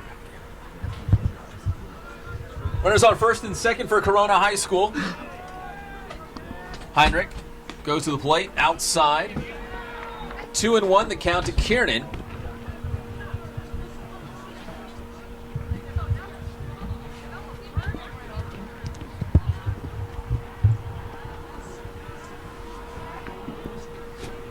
Two and one. Kiernan takes a big cut once again. Pushes it to right field. Trailing towards foul ground. It falls in there, so it'll be 2-2. Now join us on the live broadcast. Billy Trudell, instrumental in helping this Austin Gorrell tournament get off the ground not only last year, but also build it up to what it is this season in its second annual. And Billy, I was talking to the Gorrell family about this. The scholarship money that you guys were able to give out more than doubled. The amount of teams participating in this tournament more than doubled. I mean, was that kind of the vision? You just want to see it get bigger and better and get more teams involved as this tournament continues to grow? Yeah, Pep. It's been good. We exceeded our expectations last year and obviously this year. Coach Madrill helped out a lot. We just kind of reached out to all the teams, ADs, just people we know all over, and everybody just came together again like last year. And everybody wants to make it bigger and better next year. They're talking 40 teams, so we definitely got your work cut out for you. Absolutely, absolutely. So, no, it's been great. It's a great day for baseball, and yeah. Jaden Kiernan just flying out to center field. Nice play by Jacob Billiou out there for the Wolves. Number 22 digging in for the Panthers. Michael Hobbs, one of the stars for Corona High School last season. I believe he even tossed a no-hitter. So, Billy, when you see all these great athletes, coaches, these teams come together, and knowing that they're all coming together for the same cause, that's to honor Austin Gorrell and celebrate his life. I mean, it must be pretty special as Hobbs goes deep to left field. This one bounces off the warning track, hits the wall. In comes number 7, Wyatt Boyer. Right behind him is another Corona run. That's number 21, Gillespie, as Michael Hobbs pokes a 2-run double to left center field gap, and it's 3-2 here in the top of the third inning. But, Billy, the fact that everyone, of course, these teams are waiting out here to try to win the game, but they're out here for the bigger cause, and that's to really celebrate Austin Gorrell. How special it is to see all these people come together for this. It's amazing, Pep. There's a lot of people that didn't know him, and I feel like they know him now, or at least they know his story. And it's about the scholarships for us, and to keep Austin's name alive. But to see people from far and near wear the shirts, and you show up in places, the malls and at ballparks especially, and you see them wearing it, and everybody tells a story. It's good for the family, and that's what me and my family get out of it, to be able to keep his name alive. Michael Hobbs on second for the Panthers after that 2-run double. Pretty at the plate, fouls this one. Out of play, 1-1 the count. So you were able to give away $14,500 worth of scholarship money. Drew Sims of Vista Marietta High School, $5,000 in that scholarship. I'm just blown away by those numbers. Are you? Yeah, absolutely. We were going through the numbers last night, and we would have a meeting every night after the games and kind of count the proceeds from the T-shirts and stuff. And the number kept climbing, and we got a couple of anonymous donations. People that didn't want to take credit for it in last minutes, and the number just kept growing and growing. And like I said earlier, last year we were hoping to get 1,000 or 2,000, and we ended up with 6. And we came out thinking, hey, it'd be good to get to 7 or 8 or maybe 10 this year. And we seen we're at 12, and we were in the middle of reading the letters, and we got a call for another 1,500, and then we got a call today for more. So yeah, it's huge to be able to give out the $5,000 to one kid means a lot, and we hope to give out more next year. Big cut there by Pretty, and he goes down on strikes. But Michael Hobbs with a 2-run double to get Corona High School on the board. It's King 3, Corona 2 as we head to the bottom of the third inning here. And Billy, I know the high school baseball season doesn't officially start until maybe the end of February, where they actually start playing games. So here we are in November. what was the reception like when you go to different teams and say, hey, we're putting together this tournament in honor of Austin Gorrell. We want you to be a part. There's 20 teams this year. Obviously, a lot of teams are saying, yeah, I want to be a part. And I'm sure there's a lot of other teams that are finding out about this saying, how do I get involved next year? Well, we got a website this year, and we're going to have all the information on that. With it being in the winter, we were hesitant. We reached out to Coach Madrill and said, hey, what do you think? He took us to his coaches meeting at the Inland Empire, and we reached out to the coaches, and they all, we were in between this weekend and MLK weekend. And everybody said, you know what, we'd love to have kind of a end of the year, going into the holidays tournament, and everybody's excited to make it bigger and better. And obviously, we went from 9 last year to 20 this year, and I mean, we've heard guys throwing the number 40 out, so I'm a go-getter. I'm going to definitely try and get that. So 40 teams would be awesome. So 20 teams this year, 3-day tournament. So with 40 teams, I'm thinking how long, is it a week-long tournament, or what would this turn into? We're talking about probably a 2-week tournament. So starting a week before and maybe playing some night games and, leading up into this. We can't thank Cal Baptist University enough. Their facility second to none in the Inland Empire as Webb grounds the third. He's just going to eat that one as Webb's aboard for King High School here in the bottom of the third inning. But CBU, this facility is absolutely amazing, and to have the championship game here, I mean, can you just speak to that about how gracious Cal Baptist University has been in terms of this Austin Gorrell tournament? Oh, it's been amazing. Gary and the whole CBU staff worked with us well. They got the snack bar this year, definitely a part of our group, and got the field prepared for us and donated everything too, which helps the cause for the scholarships to the kids. Yeah, head coach Gary Adcock, a great dude. CBU, can't thank them enough for getting involved and allowing this championship game to be played here at their facility, which is, I can't say enough good things. Trevor Cadd, who had a 3-run homer in the bottom of the first inning, Right by Pep's car. fouls this one off. That's not funny, Zink. I'm paranoid about my car getting hit with a foul ball, so every foul ball that goes above the press box. The wind caught it. Hey, Kerry takes dents out, so he can Does take he? it. Yeah, Oh, that's what man, he well. paintless dent repair. So At least I got Kerry. Kerry will take it out for you. He says baseball's the hardest dent to take out. Oh, my goodness. Well, he probably get a lot of business here. Sure, absolutely. We're here live at the Austin Gorrell Baseball Classic, the championship game. Once again, King and Corona. Cadd takes a big cut. Throw down the first, and they got him. Cadd was swinging on that one. Nice throw by the catcher down to first.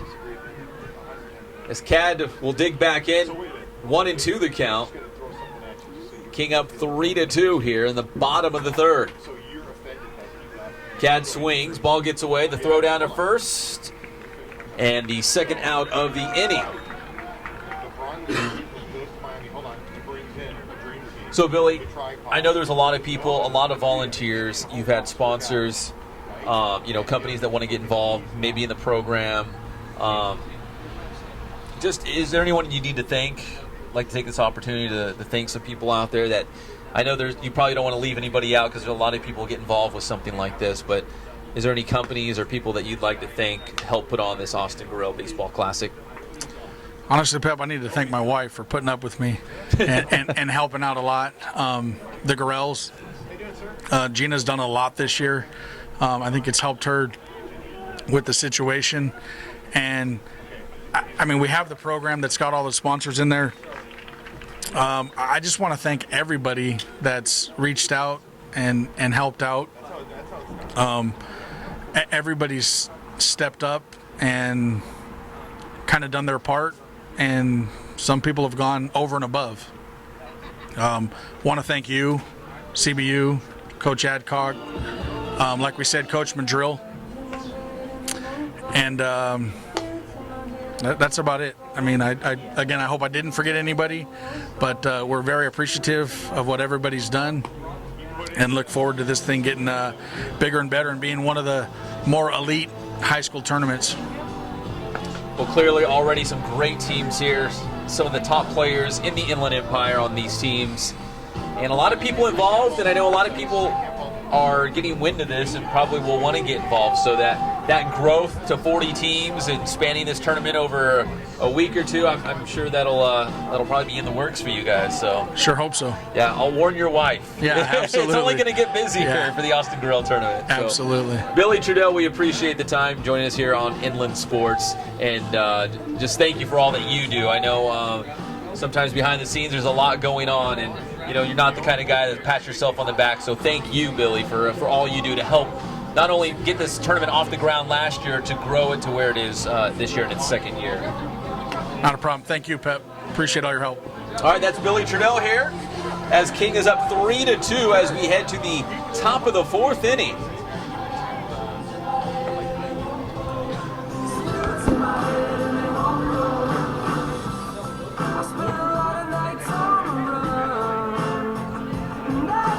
Coming up to the plate for the Panthers, number 9, Chase Robeson.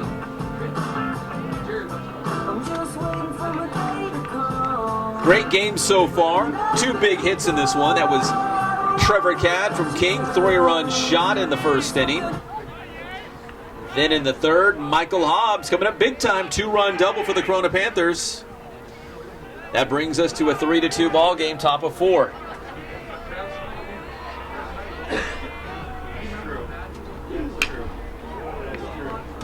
Big drive to center field.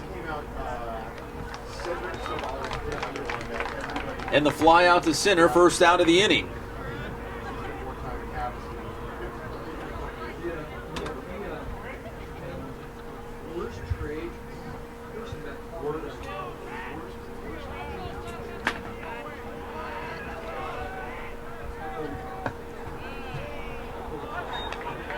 Now at the plate for Corona, number 2, Eric Gomez.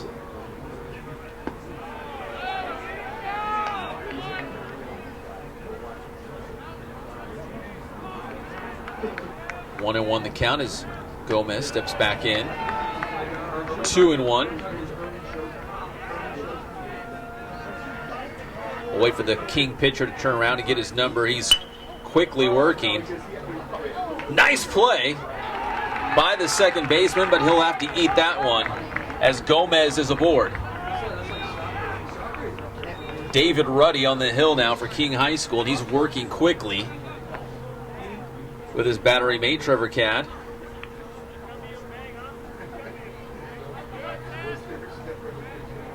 Garrett Beltran now steps in. There's a strike to Beltran from David Ruddy.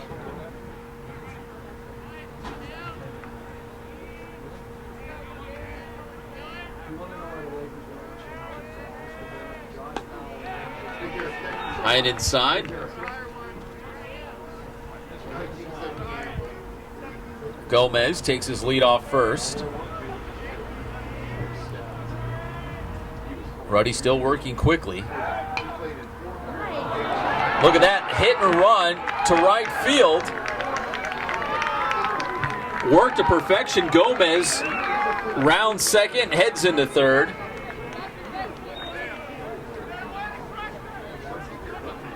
The Corona Panthers giving Beltran a hard time, saying, way to crush that ball. But it worked through the right side. And now Corona's got runners on the corners with only 1 out.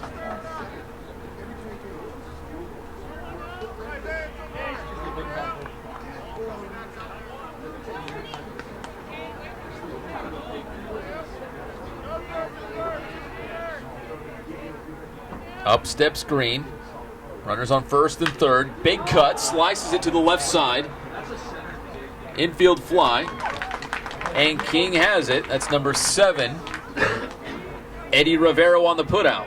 So 2 outs now. Corona still with men on the corners.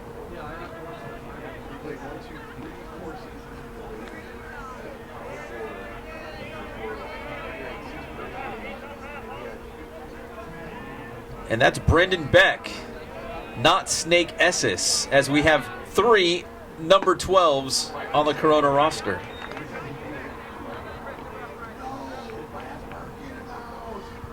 Brendan Beck's brother, Tristan Beck, is in the house. He's the ace on the Stanford Cardinals staff. In fact, I can see him down the third baseline. Quite the saxophone player as well, Tristan Beck.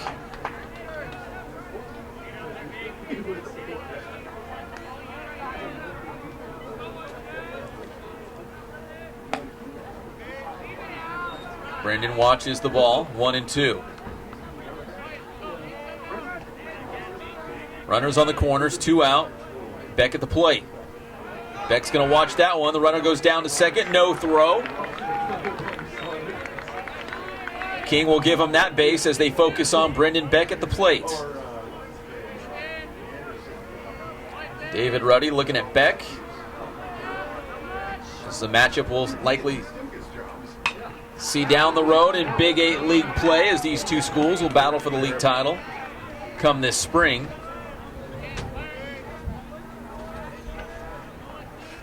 So Beck stands back in. Runners on second and third. 2 balls, 2 strikes. Beck, the dribbler towards third. That could do the trick. A run crosses the plate, and Beck is on board. He's safe at first as Gomez crosses the plate. And we've got a tie game, 3-3. Sometimes you need a little bit of luck like that, Pep. Anything will do, right? As long as they get on base, right? So Beck's on first. Runner still on the corner for Corona High School, and we've got a tie game, 3-3. You want the good news or the bad news, Bradford? We'll go with bad news first. I like to end on a positive note. Bad news is Corona High School has 3 number 12s on the roster. So we've been just botching it all night, huh? Yeah, probably. Apologies to all number 12s. That's the bad. The good news is one of their number 12s is Snake Esses. Snake Esses. But I'm pretty sure. Best name ever. It is a cool name. But we were kind of laughing at it, but at the same time we were just laughing because it was so. We're jealous. Do they go Snake Esses? Slytherins. Is that pronounced right? Are you saying that correctly? I'm pretty sure I'm getting it right. No, it's Brendan Beck was number 12. Brendan Beck. Yeah, okay. because he's a star. He's a stud. Yeah, that's Snake S's. That's right. Seeing is believing. If you can see the roster here. There's some joke here that parents know that we don't. Yeah. Hey, let's see if we get Pep to say Snake SS on the air. It could be Tristan Beck's code name or something, you know. Someone get on Max Preps right now and look him up. It's my Twitter handle. Let's backstop that with Max Preps. Zach Galissi, there's only one number 21 on the Corona roster, so we'll go with Galissi on this one as Corona puts men on the corner, 2 outs. They've tied the game 33. Galissi goes deep to left center field. They're watching this ball on the warning track, and it's off the outfielder's glove. 1 run scores. Here comes the second. That's number 12. Beck crossing the plate, a 2-run double for number 21, Zach Galissi, as Corona takes its first lead of the Austin Gorrell Baseball Classic Championship, 5-3. Might be time to change things up, Pep, a little bit. The pitcher looks a little bit nervous here, and definitely going to have to improve if he's going to stay in this game. Somebody needs to do some surgery. There's bleeding going on here. So the big drive from Galissi.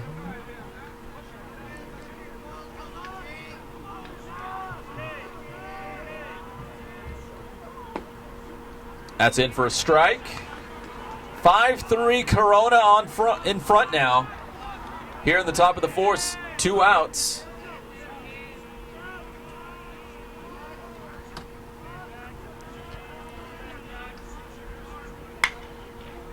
Nice cut down to third.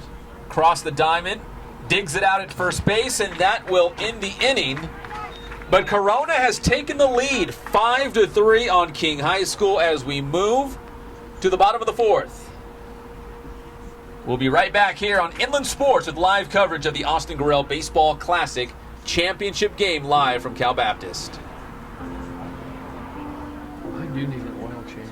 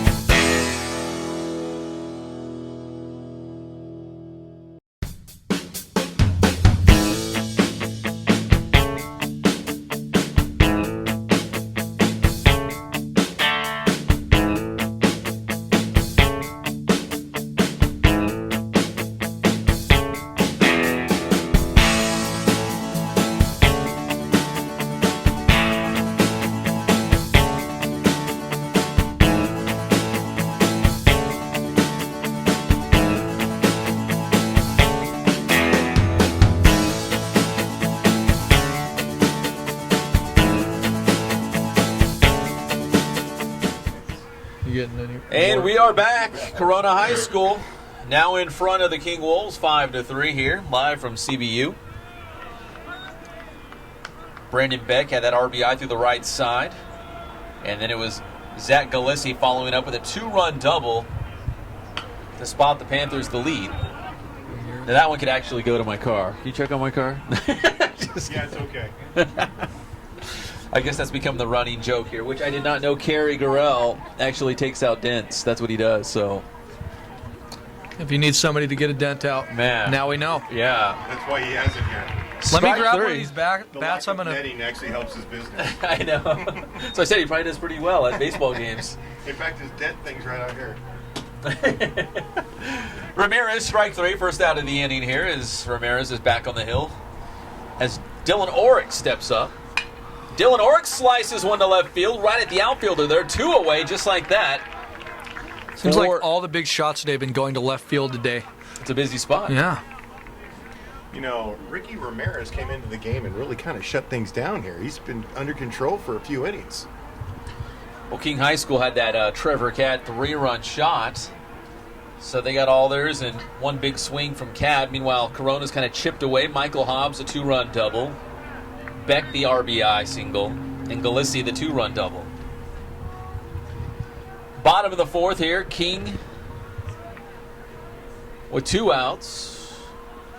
1 ball and 1 strike to number 6, Brett Sweeney.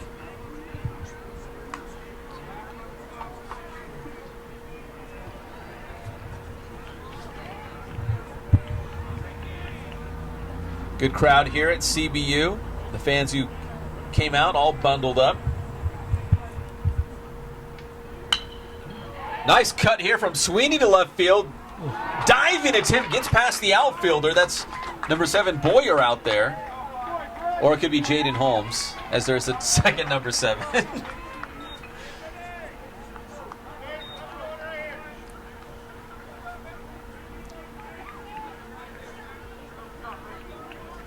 Brett Sweeney on second, smacking that double. Mason Smith now at the plate.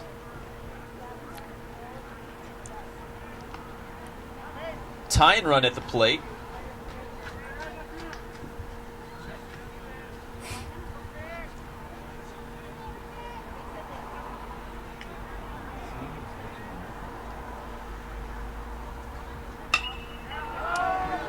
Towering fly ball to center field.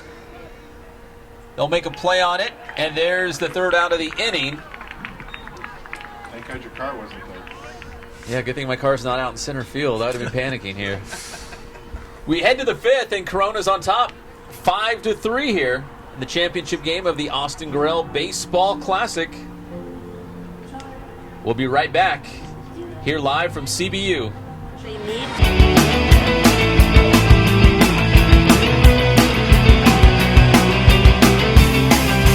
A lot of people actually come in here for the performance training, and also we have our travel ball program with our softball and baseball teams.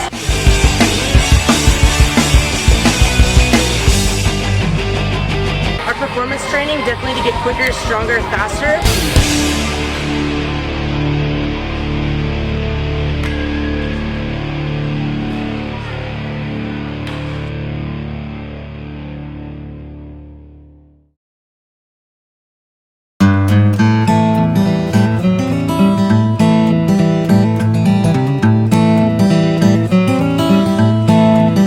Focus on the customer here.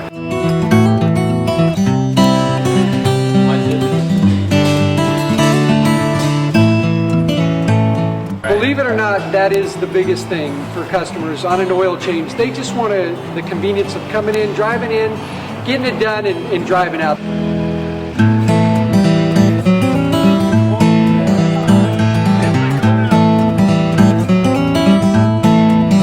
We just greet them, get them going, and they're done in about 10 minutes or so.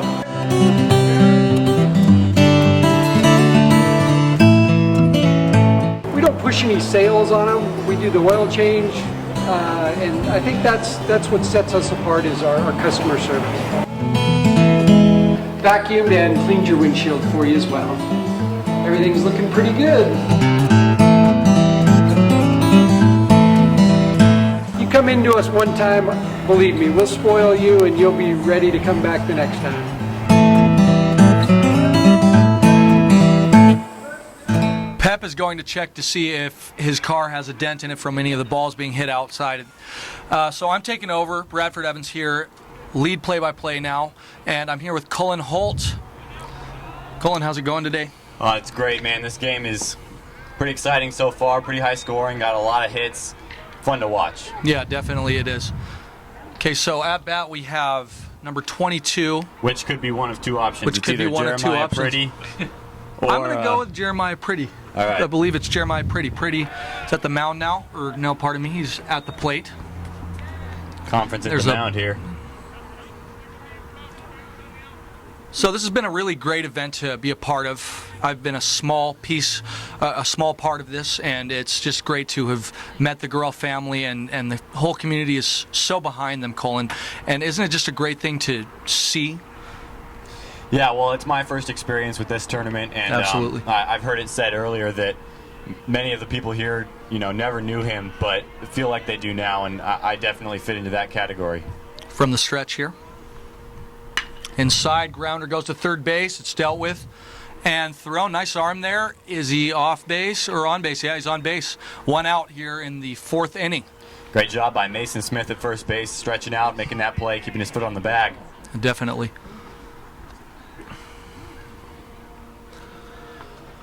Up to bat now we have Hunter Collins.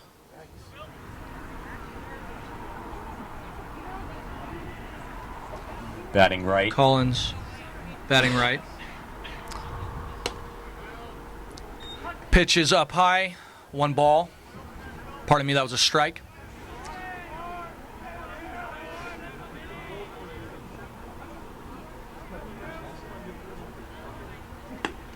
Ball goes outside for a ball.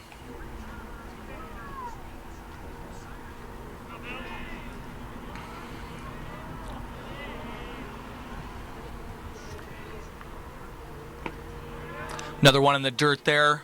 That will be a 1-2 pitch, or pardon me, 2-1 count. So you got a righty pitcher here facing a righty batter. How much does that affect your view as a batter? Oh, wow.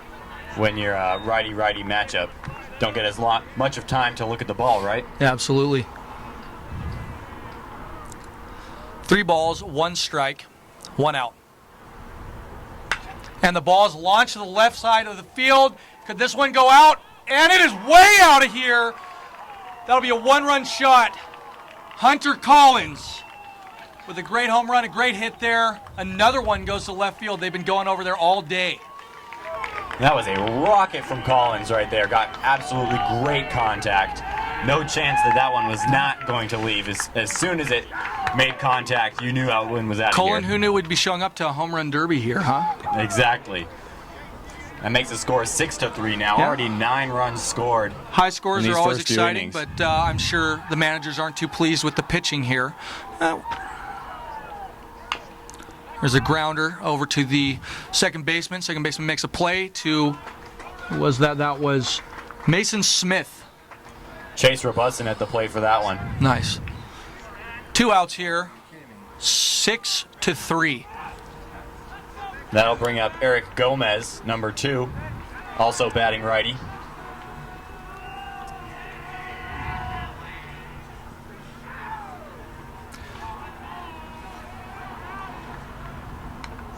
Foul ball there, tipped off.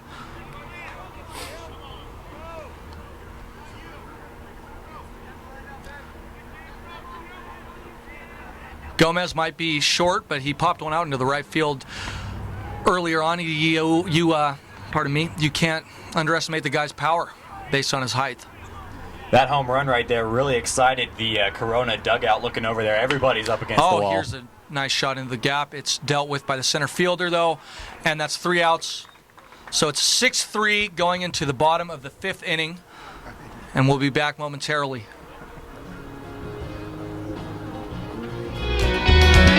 We can do online stuff for your teams, as well as, like I said, the screen printing, the embroidery. We also have 3 women that do extra sewing for us, like tackle tool on uniforms, or the bling or rhinestones for different shirts for the ladies. That's why we have certain racks just for certain schools, and the fun about that is that it turns into other schools that may come in here that aren't as close, that we can do stuff for them as well. We've had very, very good customers throughout the years, and it's just been a blast.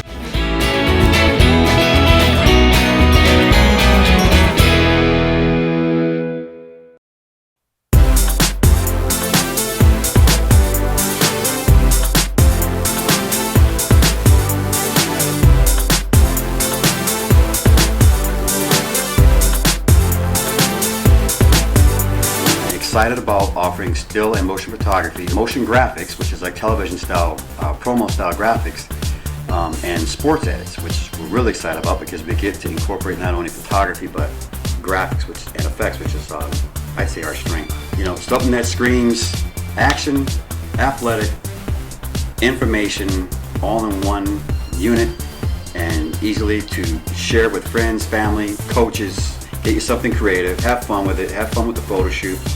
We have our gear that we need to be in. And we entered the 5th inning. My mistake back before we went on break. I said it was the bottom of the 5th. It was the bottom of the 4th. Now we're in the the top of the 5th. And Ricky Ramirez has really been lights out since he came in the first inning. He's pitched 3 2/3 innings, and he's allowed no runs and just 1 hit. Don't worry about that. Was Zeke's car. At the plate, Michael Hobbs, number 22 for King High.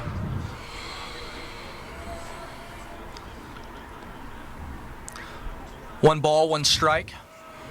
Ramirez. No, it's not Ramirez.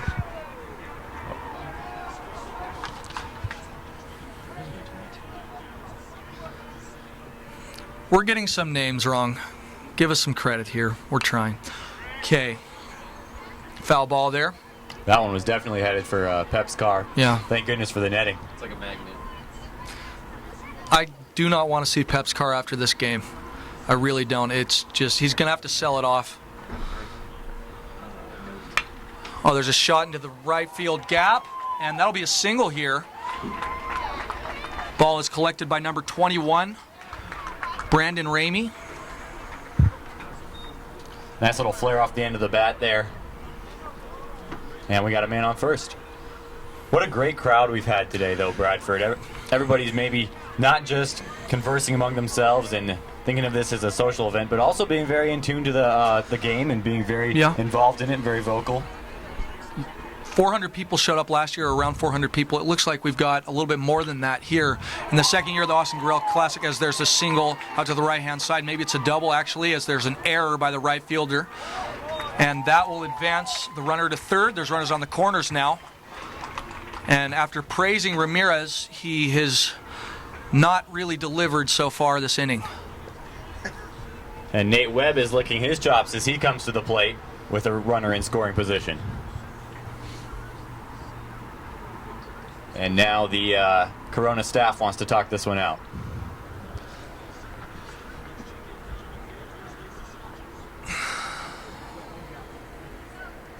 Is Ramirez here kind of letting this one get away a little bit, or do you think he can pull it back together and get this one under control, Brad?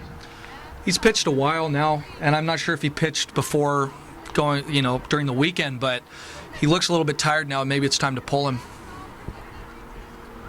He's going to stay out there for now. He's going to stay out there for now.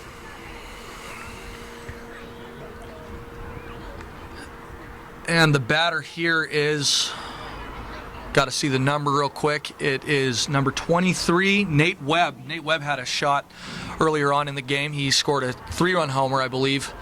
And we'll see if he can do some damage here again.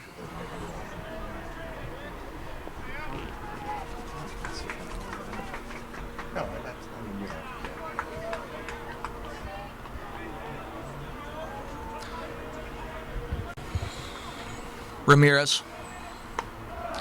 It's up high. Ball 1.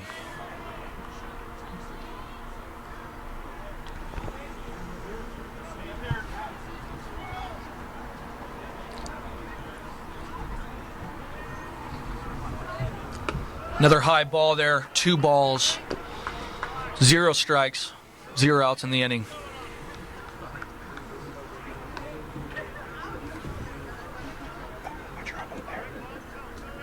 Yeah.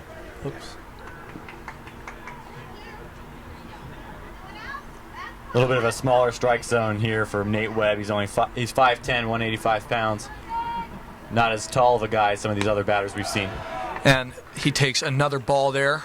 3 balls, 0 strikes for Webb. It is a hitter's count. And Ramirez looks definitely tired out there. Maybe it's time for things to change for Corona. There's a strike there, 3-1.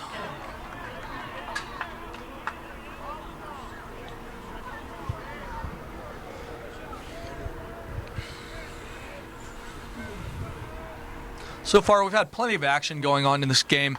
Lots of homers, lots of hits. What do you think of the action, Cullen? Yeah, like I said earlier, it's been super exciting. We got a 6-3 ball game right now, and quite a bit more baseball to play here. And with runners on the corners, who knows what can happen next? 3-2 count. Ramirez checks the runner on third. Throws down the middle. That's a strikeout. And he was behind 3-0 in the count. And he came back, and that was a good job by Ramirez to strike out the batter. And now we have number 29, Trevor Cadd, out there. He was the one that hit that 3-run homer earlier. See if he can drive in some more runs here with runners on the corners. Believe that was Nate Webb who hit that out. The 3-run homer. It was Trevor Cadd. It was Trevor Cadd, my mistake. It was Trevor Cadd. Yes, Trevor Cadd was the power hitter. Getting that 3-run shot. Looking down the third base line, getting some instructions here. Steps back into the batter's box. See what he can do here. It's 1 strike, 0 balls. Another strike there. Ramirez got him to swing there. Had him fooled on that pitch. Runners on the corners. 1 out. Ball's in the dirt there, and it's collected. Ball 1 there. 1-2 count. Runner at third was thinking about coming home there, but the third base coach was able to hold him at third, because that could have been an easy out.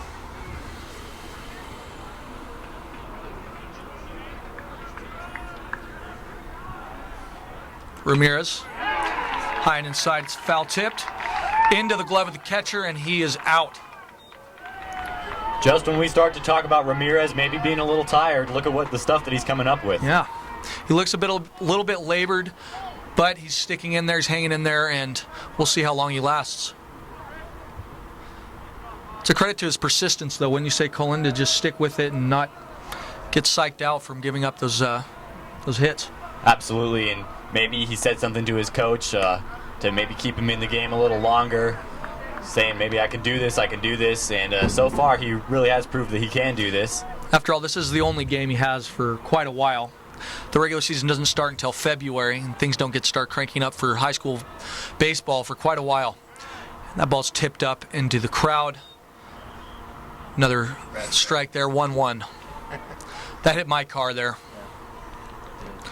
All our cars are just getting dented, but you know what? The car alarms haven't been sounding, so They save good money on the netting, though. if not for the netting here, we'd have a lot more problems. Another one goes out. Foul ball there. 1 ball, 2 strike.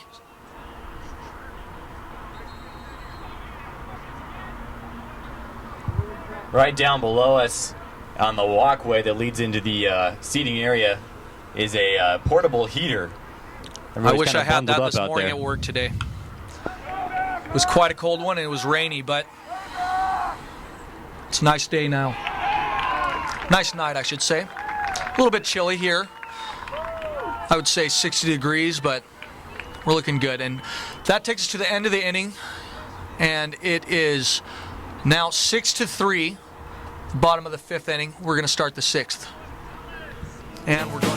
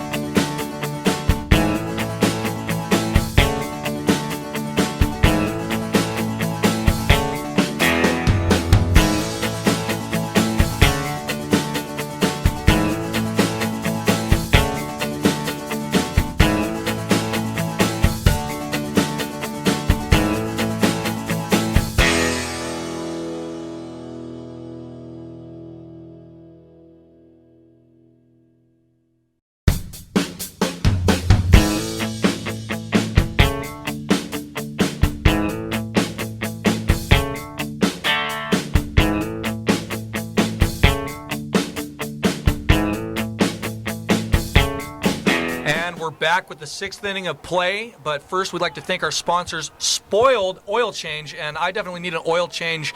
My car says it was on 8% battery or oil life, and I'm going to go there to get my oil changed. And we'd also like to thank Ken's Sporting Goods, serving the Inland Empire for 40 years, and we love Ken's, and we appreciate all they've done for the community and for us.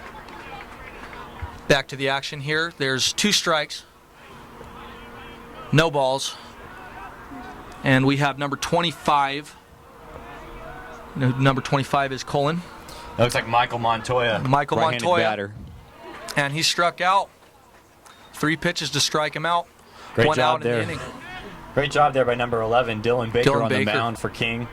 He's a right-handed pitcher, stands at 5'11", 170 pounds, and he's a junior. I was talking with the King coach before the game started, and he mentioned that some of the guys penciled in at the bottom of the roster that he gave me were Balls add-ons, outside there. Pardon me. add-ons just for this weekend. And I think Dylan Baker is one of them, and he's been doing a great job on the mound so far. I would agree. 1 ball, no strikes. Baker, the ball is bunted, and it's a foul ball by Wyatt Boyer. But then again, who knows? There were 3 number 12s. There might be 10 number 7s. Looks like there's only one. Oh, there's 2 number 7s. See? Jaden Holmes also sporting the number 7. There's a strike there. Another upper right-hand corner. Let's just refer to him as number 7. Number 7. We could combine both of the names to make it. Okay, there's a grounder into third base, and it's easily dealt with by the third baseman into number 5, Mason Smith. Dropping the ground ball to third base over to first. I got nobody following. Come on. Why am I here? Up next, we have number 12, Brendan Beck. Double B, as they call him. There's a strike there. On the inside, Beck wasn't going to swing at that one. Baker from the stretch here. Delivers down the middle. It's smacked outside. That ball is very far, but it's dealt with accordingly by the right fielder. Good play. And that ends the inning. We're going into the bottom of the 6th here. Got a tight game, 3-run game, 6-3, with Corona leading King. Oh.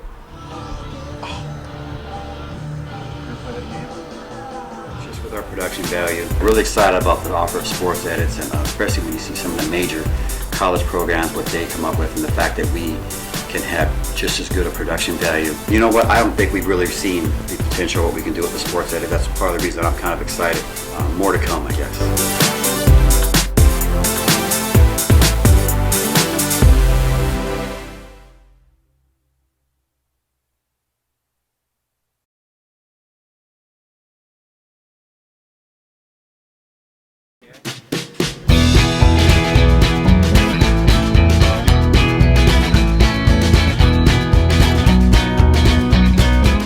thank God, first of all. I thank the great people that I've got around me that help support me, the people that work for me. As I started, if it wasn't for the people around me, we probably wouldn't be here right now, but I've got a great staff. I've got great people that do stuff for us outside the store, and we've been very, very fortunate.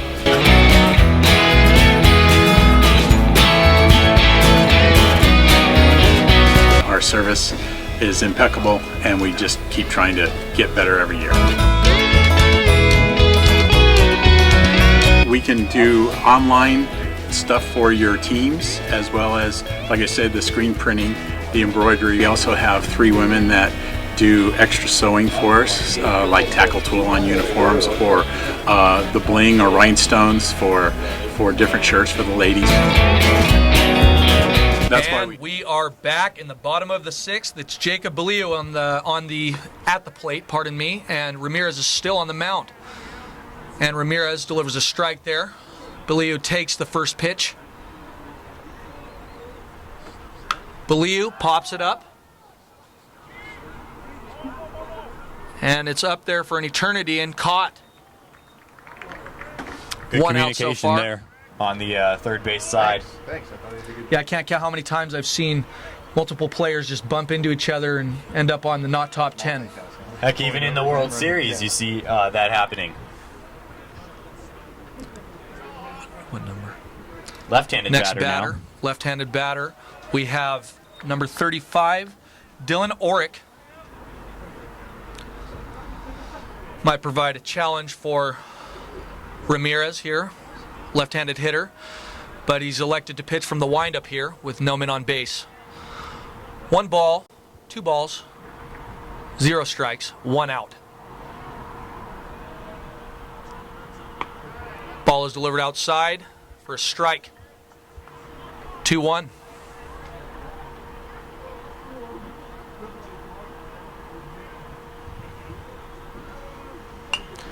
Ball is fouled off into the left-hand side of the stadium.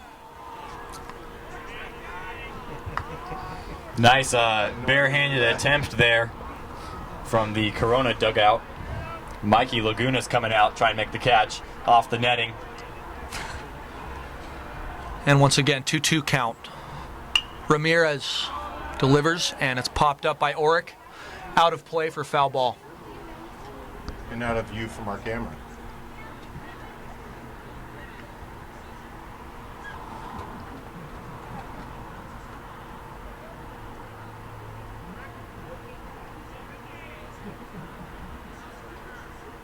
Ball is delivered outside.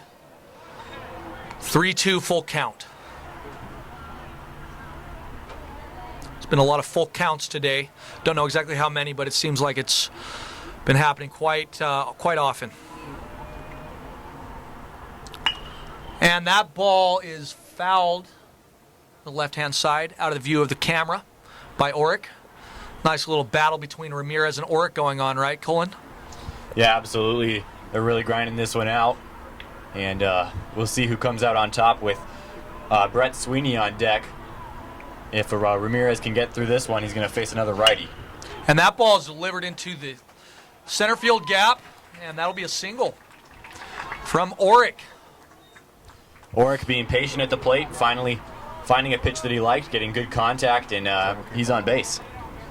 Patience is definitely a virtue, especially in baseball. And now we have Brett Sweeney taking the plate. Pardon me. Sweeney, a senior, 5'10", 160 pounds.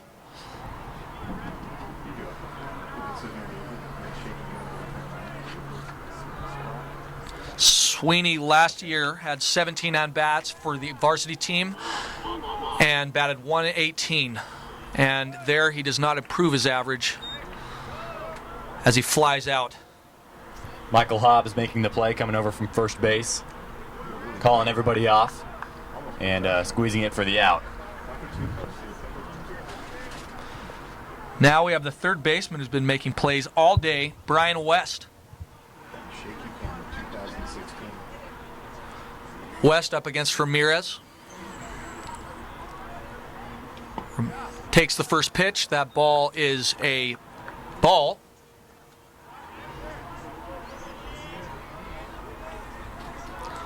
1-0, 2 outs, 6-3 score. And that ball is delivered into the middle gap, but the second baseman deals with it, and we are out of the inning. We're going to the 7th and final inning here, and we're coming back momentarily. We need a mic.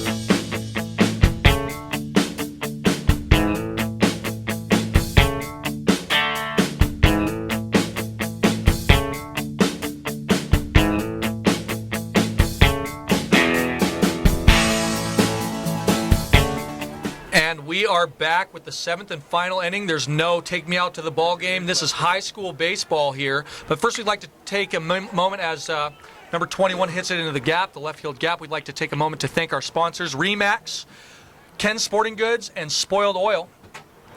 Can't forget Ken Sporting Goods, Fandom House, and Adrenaline Athletics. And we get back to play here with one man on base here.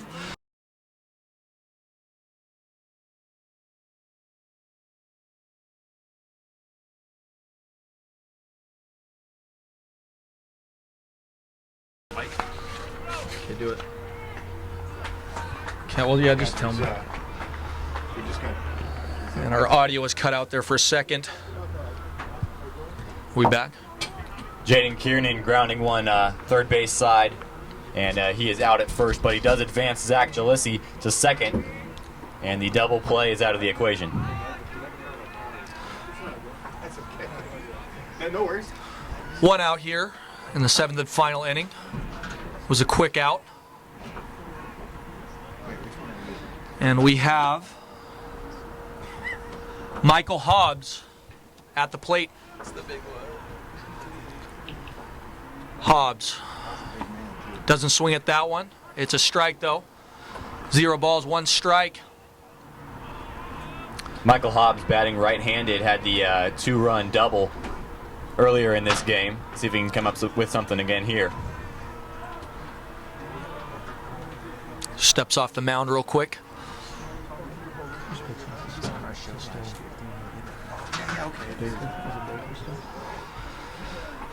Baker delivers. Ball goes up the middle gap, and that might advance the runner home. And it is. There's going to be 1 runner scoring off that single. Good RBI play.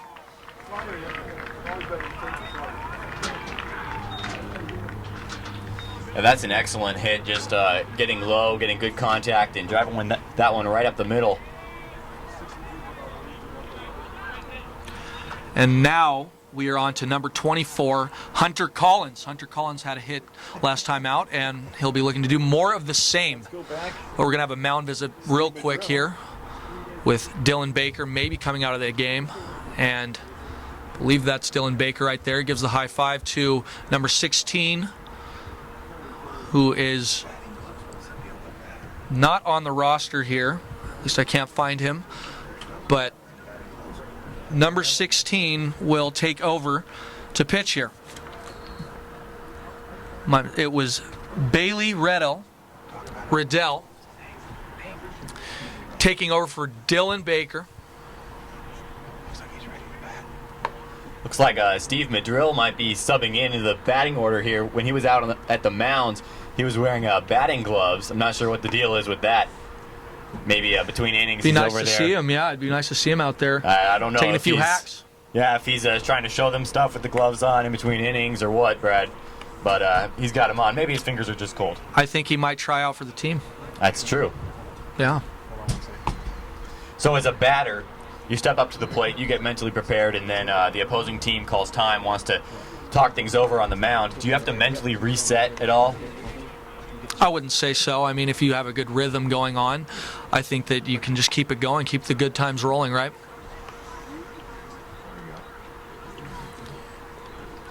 And we see Hunter Collins standing over there in the batting circle with his bat. He's not taking any practice swings or anything. He's just chilling over there. Literally chilling because it's gotten kind of cold here.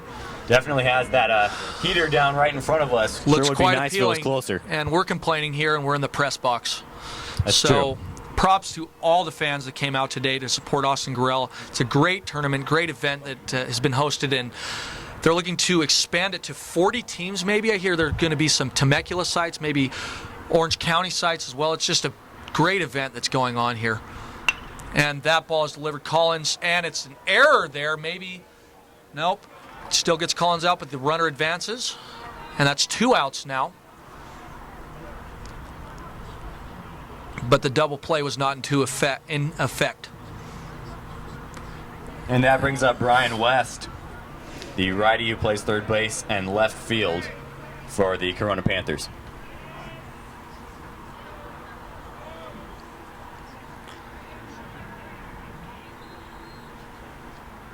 There'll be a quick mound visit here between Dylan pitcher and Baker catcher. wants to talk this one over. It's not Dylan Baker anymore. My apologies. It is Bailey Riddell. Bailey Riddell. Just talking things over quickly. Bailey Riddell, the junior, 5'11", 150 pounds. We'll see what he has to offer here. So far, he's allowed 1 hit. Faced 2 at-bats. It's the final inning, and how important is it to get out of this one for the King Wolves and get their offense back out there just to try and cut into Riddell this deficit. delivers, and it's on the right-hand corner. Nice breaking ball there. 0-1 is the count.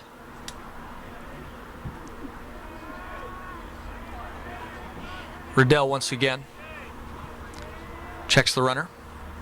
And that ball smacked over to the shortstop. Shortstop stumbles with it, but he throws it out with what an arm. Where the shortstop there, great play. And I'm not sure exactly who that was that made that play. But it looks like it's number 23, Nate Webb. Nate Webb's had a great game defensively and offensively.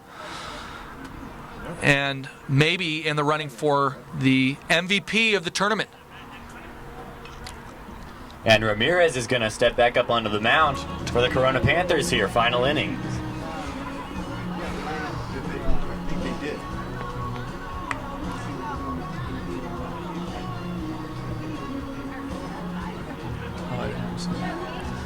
Kens.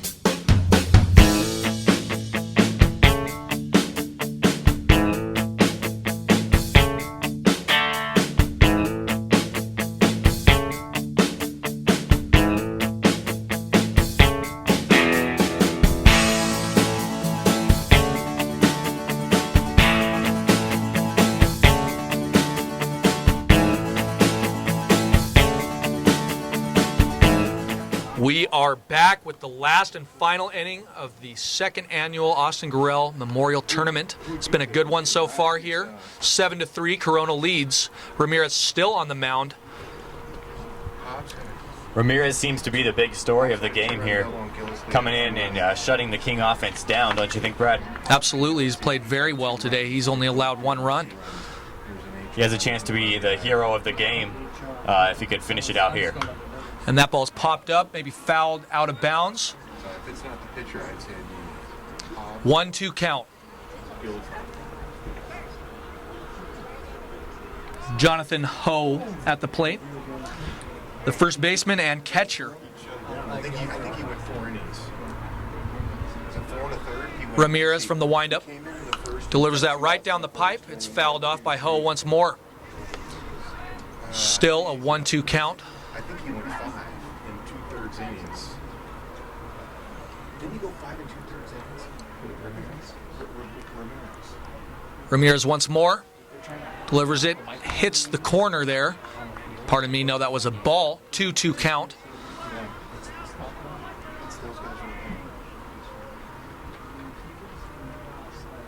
And that ball is a chopper, and it's fair. And he might get a double out of this, maybe even more. It's a good play by Jonathan Ho. That one was dancing on the foul line on the third base side. Yeah, I couldn't tell until the last second that if it was fair or foul. It's a good play by Ho. And this could be the start of something special for the King Wolves. Now trying to get a little rally going. Pinch runner at second. Now's the time. Eddie Rivero's up to bat. Eddie Rivero was a sophomore last year. Made the varsity team. Played well. And we'll see what he does in his junior campaign. He has another year after this, obviously, to maybe get a scholarship, and who knows. Ramirez is going to take a little break.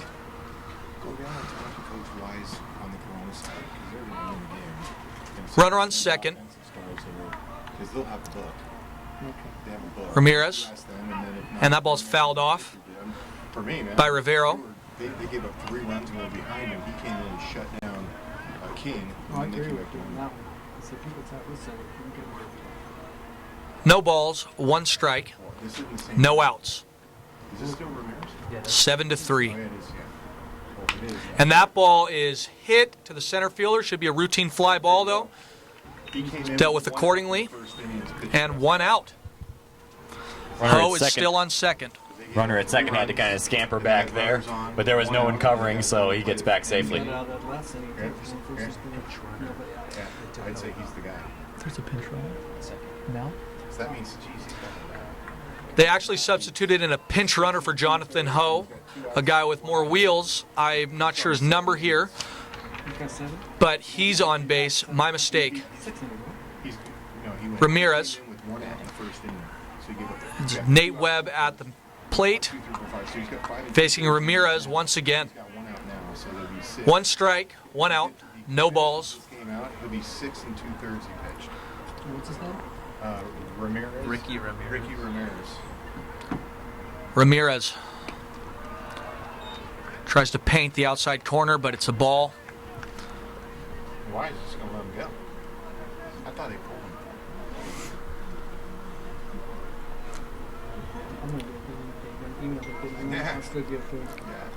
Ramirez working his way through batter after batter and finding a way to get him out. And Webb pops that one up.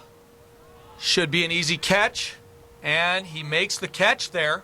The first baseman, number 22, Michael Hobbs, made the catch there. Kind of in an awkward position there, but he ended up catching it over his head. And that's 2 outs here. King has to do something here, obviously. Their chances of winning the game look bleak, but crazier things have happened, right? Yeah, definitely.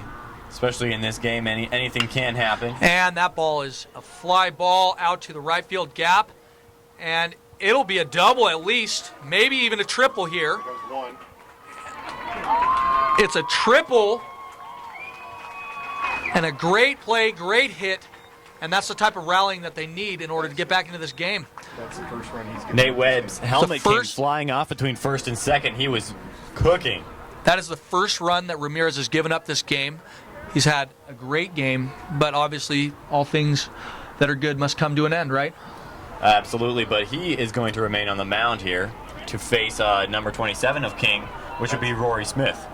First run in 6 1/3 innings pitched. First run in 6 1/3 innings pitched by Ramirez. He's been lights out tonight, and maybe our MVP of the game. Stay tuned for that one. 2 outs. The Wolves find themselves in a dire situation here. And that one is going to go down as a strike. Really cool moment after that hit. Like I said, Webb lost his helmet going from first to second, and Ramirez stepped off the mound and went over, picked it up, and brought it to him. Just shows that you can be a class act and good. Absolutely, and this tournament definitely sets the stage for that kind of camaraderie between baseball players, and the fact that the game really brings them together, whether or not they're wearing the same I uniform. completely agree with that. This is a community event. All of Riverside County has participated in this one, it seems like. All the big schools. And it's just a great sight to see as we honor Austin Gorrell. And scholarships have been passed out in his name. $14,500 in total scholarships offered. And this one is drilled to the right field, and it's caught to end the game. That'll end as a 7-4 game. Corona wins, and the Wolves come up short. Ramirez had a great game, giving up only 1 run here, pitching 6 2/3 innings. And the Corona Panthers win the Austin Gorrell Memorial Tournament. What a game to cap off this great event. 1 run and 6 hits from Ramirez. And Saw some great plays and some great players. Absolutely. And I didn't see the rest of this tournament, but it just seems like it really worked out well for everybody. And it's just such a heartwarming thing to see the whole community come together and unite as one. Absolutely, and some more good sportsmanship being shown here as the teams line up to give each other handshakes and congratulate each other on what was really a very well and hard-fought game. And these two teams are rivals, and it just shows the amount of class that they have. These players know each other well. They probably played travel ball with each other, and it's just a great sight to see everybody together here for this preseason tournament. That means so much to the Gorrell family and so much to the community and JW North as well. Absolutely, and maybe a little sneak peek of some Big 8 action that we'll be seeing later in the season. Absolutely. I mean, last good. year we had King 4th place, going 8-7, and 10-5 in league play for Corona. So, other than Santiago, Corona looks good, and King didn't look too bad either today, did they, Colin? Absolutely, King looked great, and I'm licking my chops. I'm super excited about the baseball season, and it's unfortunate that it's so far away. Yeah, we still have 2 more months, I believe. I'm not very good at math here, but I think it's in February. Late February is when the regular season starts here. And this is a good preamble, a good epilogue to the season ahead. Thank you. And pretty soon here we're going to announce the Austin Gorrell Memorial Trophy winner, the MVP of the game. That's for you, Jeff. And that is for you, Gorham. Gorham, hope you feel better. And don't forget to watch Inland Sports on Saturday mornings at 11 a.m. with Pep Fernandez on Fox Sports Radio, 1350 a.m. I'll be there. So will Colin. So will Zink. And most importantly, so will Gorham be. We're so bad looking. It causes it to go out of focus. These 2 beautiful men here. These 2 beautiful men will be in the studio. It's a simulcast, so you can tune in on YouTube. Just check the Inland Sports channel and comment on our videos and watch them. Share them too. It's good stuff. Are we off? So there will be a lot of high school football this weekend that we'll be covering on the show. We have actually King and far in the playoffs, aren't they? They're very far. So semifinalists of D5. That'll be interesting to see. A lot of local teams have been knocked out. All of the Citrus Belt League has been knocked out for football. And we'll discuss all of that on the Inland Sports Show.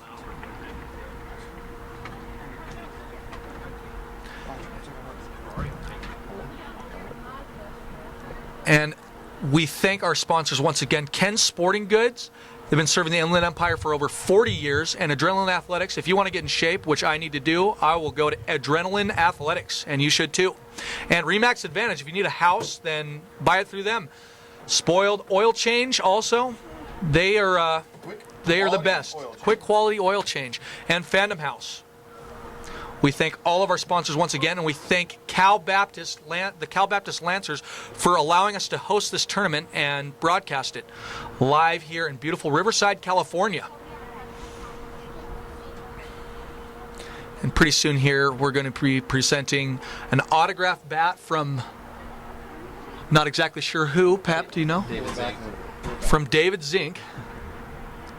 The one and only, the Press Enterprise writer, David Zink. It's a Zink autographed bat. And a Bradford Evans autographed microphone that you can throw away. It's free. One man's trash is another man's treasure, correct? That's right. They wrote that on the bat, didn't they? I believe they did. To Dave Zink. One man's trash is another man's treasure. And pretty soon here, the awards will be given out. Obviously, we have the scholarship money being given. And that was just a great thing to see some of these young student athletes being given some of the money for college with the rising cost of tuition. It's just a good thing to see that some of these kids will go to college and it'll be a little bit cheaper for them. $14,500 raised in scholarship money, all going to the players. None of it is taken for profit, which is just a great thing to see.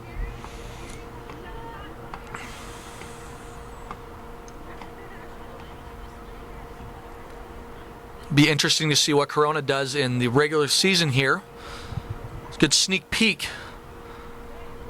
as to what's in store for the Panthers with those Cincinnati Red-esque jerseys. Seems like a lot of these high school teams take some of the pro teams' logos and change them up a little bit. And I was talking with the Corona coach before the game, and he said they actually have quite a few different jersey combinations. And that's always great to see a high school that can do that and let the players kind of dress up a little differently for each game. It is always important to dress fresh on the mound and in the field. It's probably more important than winning games, Colin. Look good, play good, right? Isn't that what they say? Yes, that's what Oregon would say. But yes, they have very sharp uniforms here. I like them. Cincinnati Reds cap, pretty much. And hopefully they don't play like the Cincinnati Reds did this season, and they'll be good. And King over there in the corner, off of camera, are just huddled together, discussing who knows what, but probably talking about it was a good run for them for this tournament.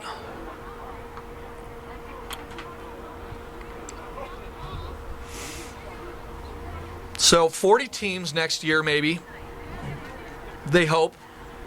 So it went from 9, 20 to hopefully 40 teams in the tournament. Should be just tremendous to see. And hopefully this will become a household name preseason baseball tournament.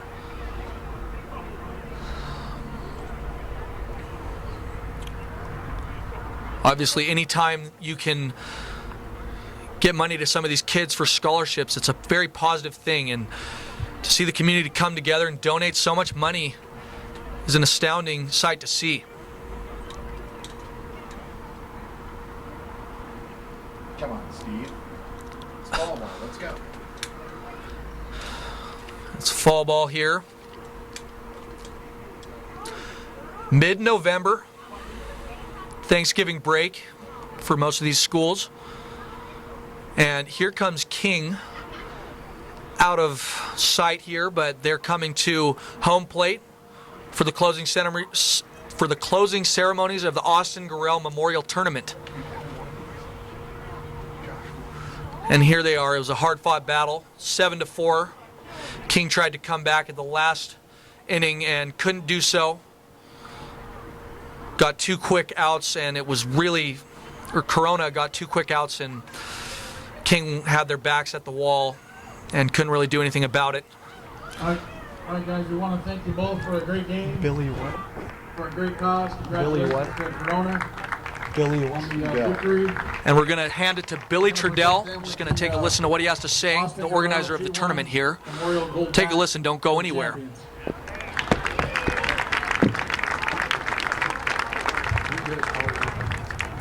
King High School runner-up, Silver Bat, Austin Gorrell Memorial Classic. Runners-up.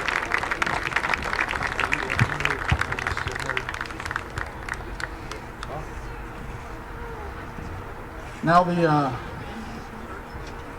first annual 2016 Austin Gorrell Baseball Memorial Classic, Cody Smith MVP Strongman Award, Ricky Ramirez.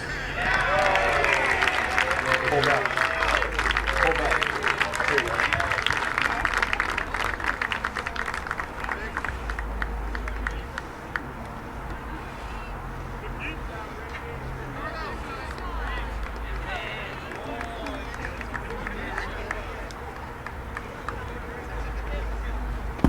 Get a picture with both teams, it'd be great. Thanks again, guys. Please clean up your trash. Thanks. Hope to see everybody next year. Drive safe.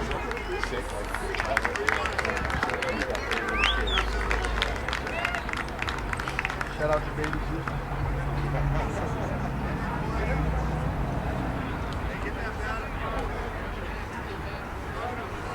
I gotta get an oil change really low.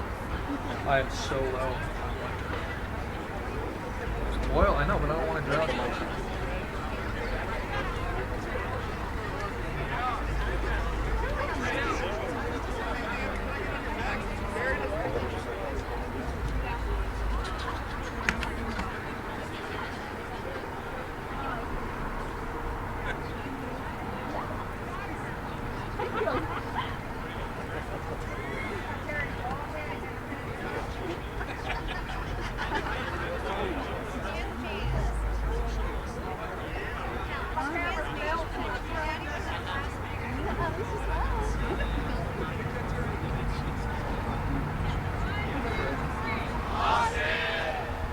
So the Austin Gorrell Memorial Tournament has come to a close. Me, Pep, Dave Zink, and Colin Holt were on the call tonight. I hope you enjoyed it, and it's been a great honor to be here. And we are closing it out. Don't forget to tune in on Saturdays at 11 a.m. to Inland Sports on Fox Sports Radio 1350. I'll be on there, and so the rest of the Rat Pack. And I hope all you guys have a good night, and tonight has come to a close now.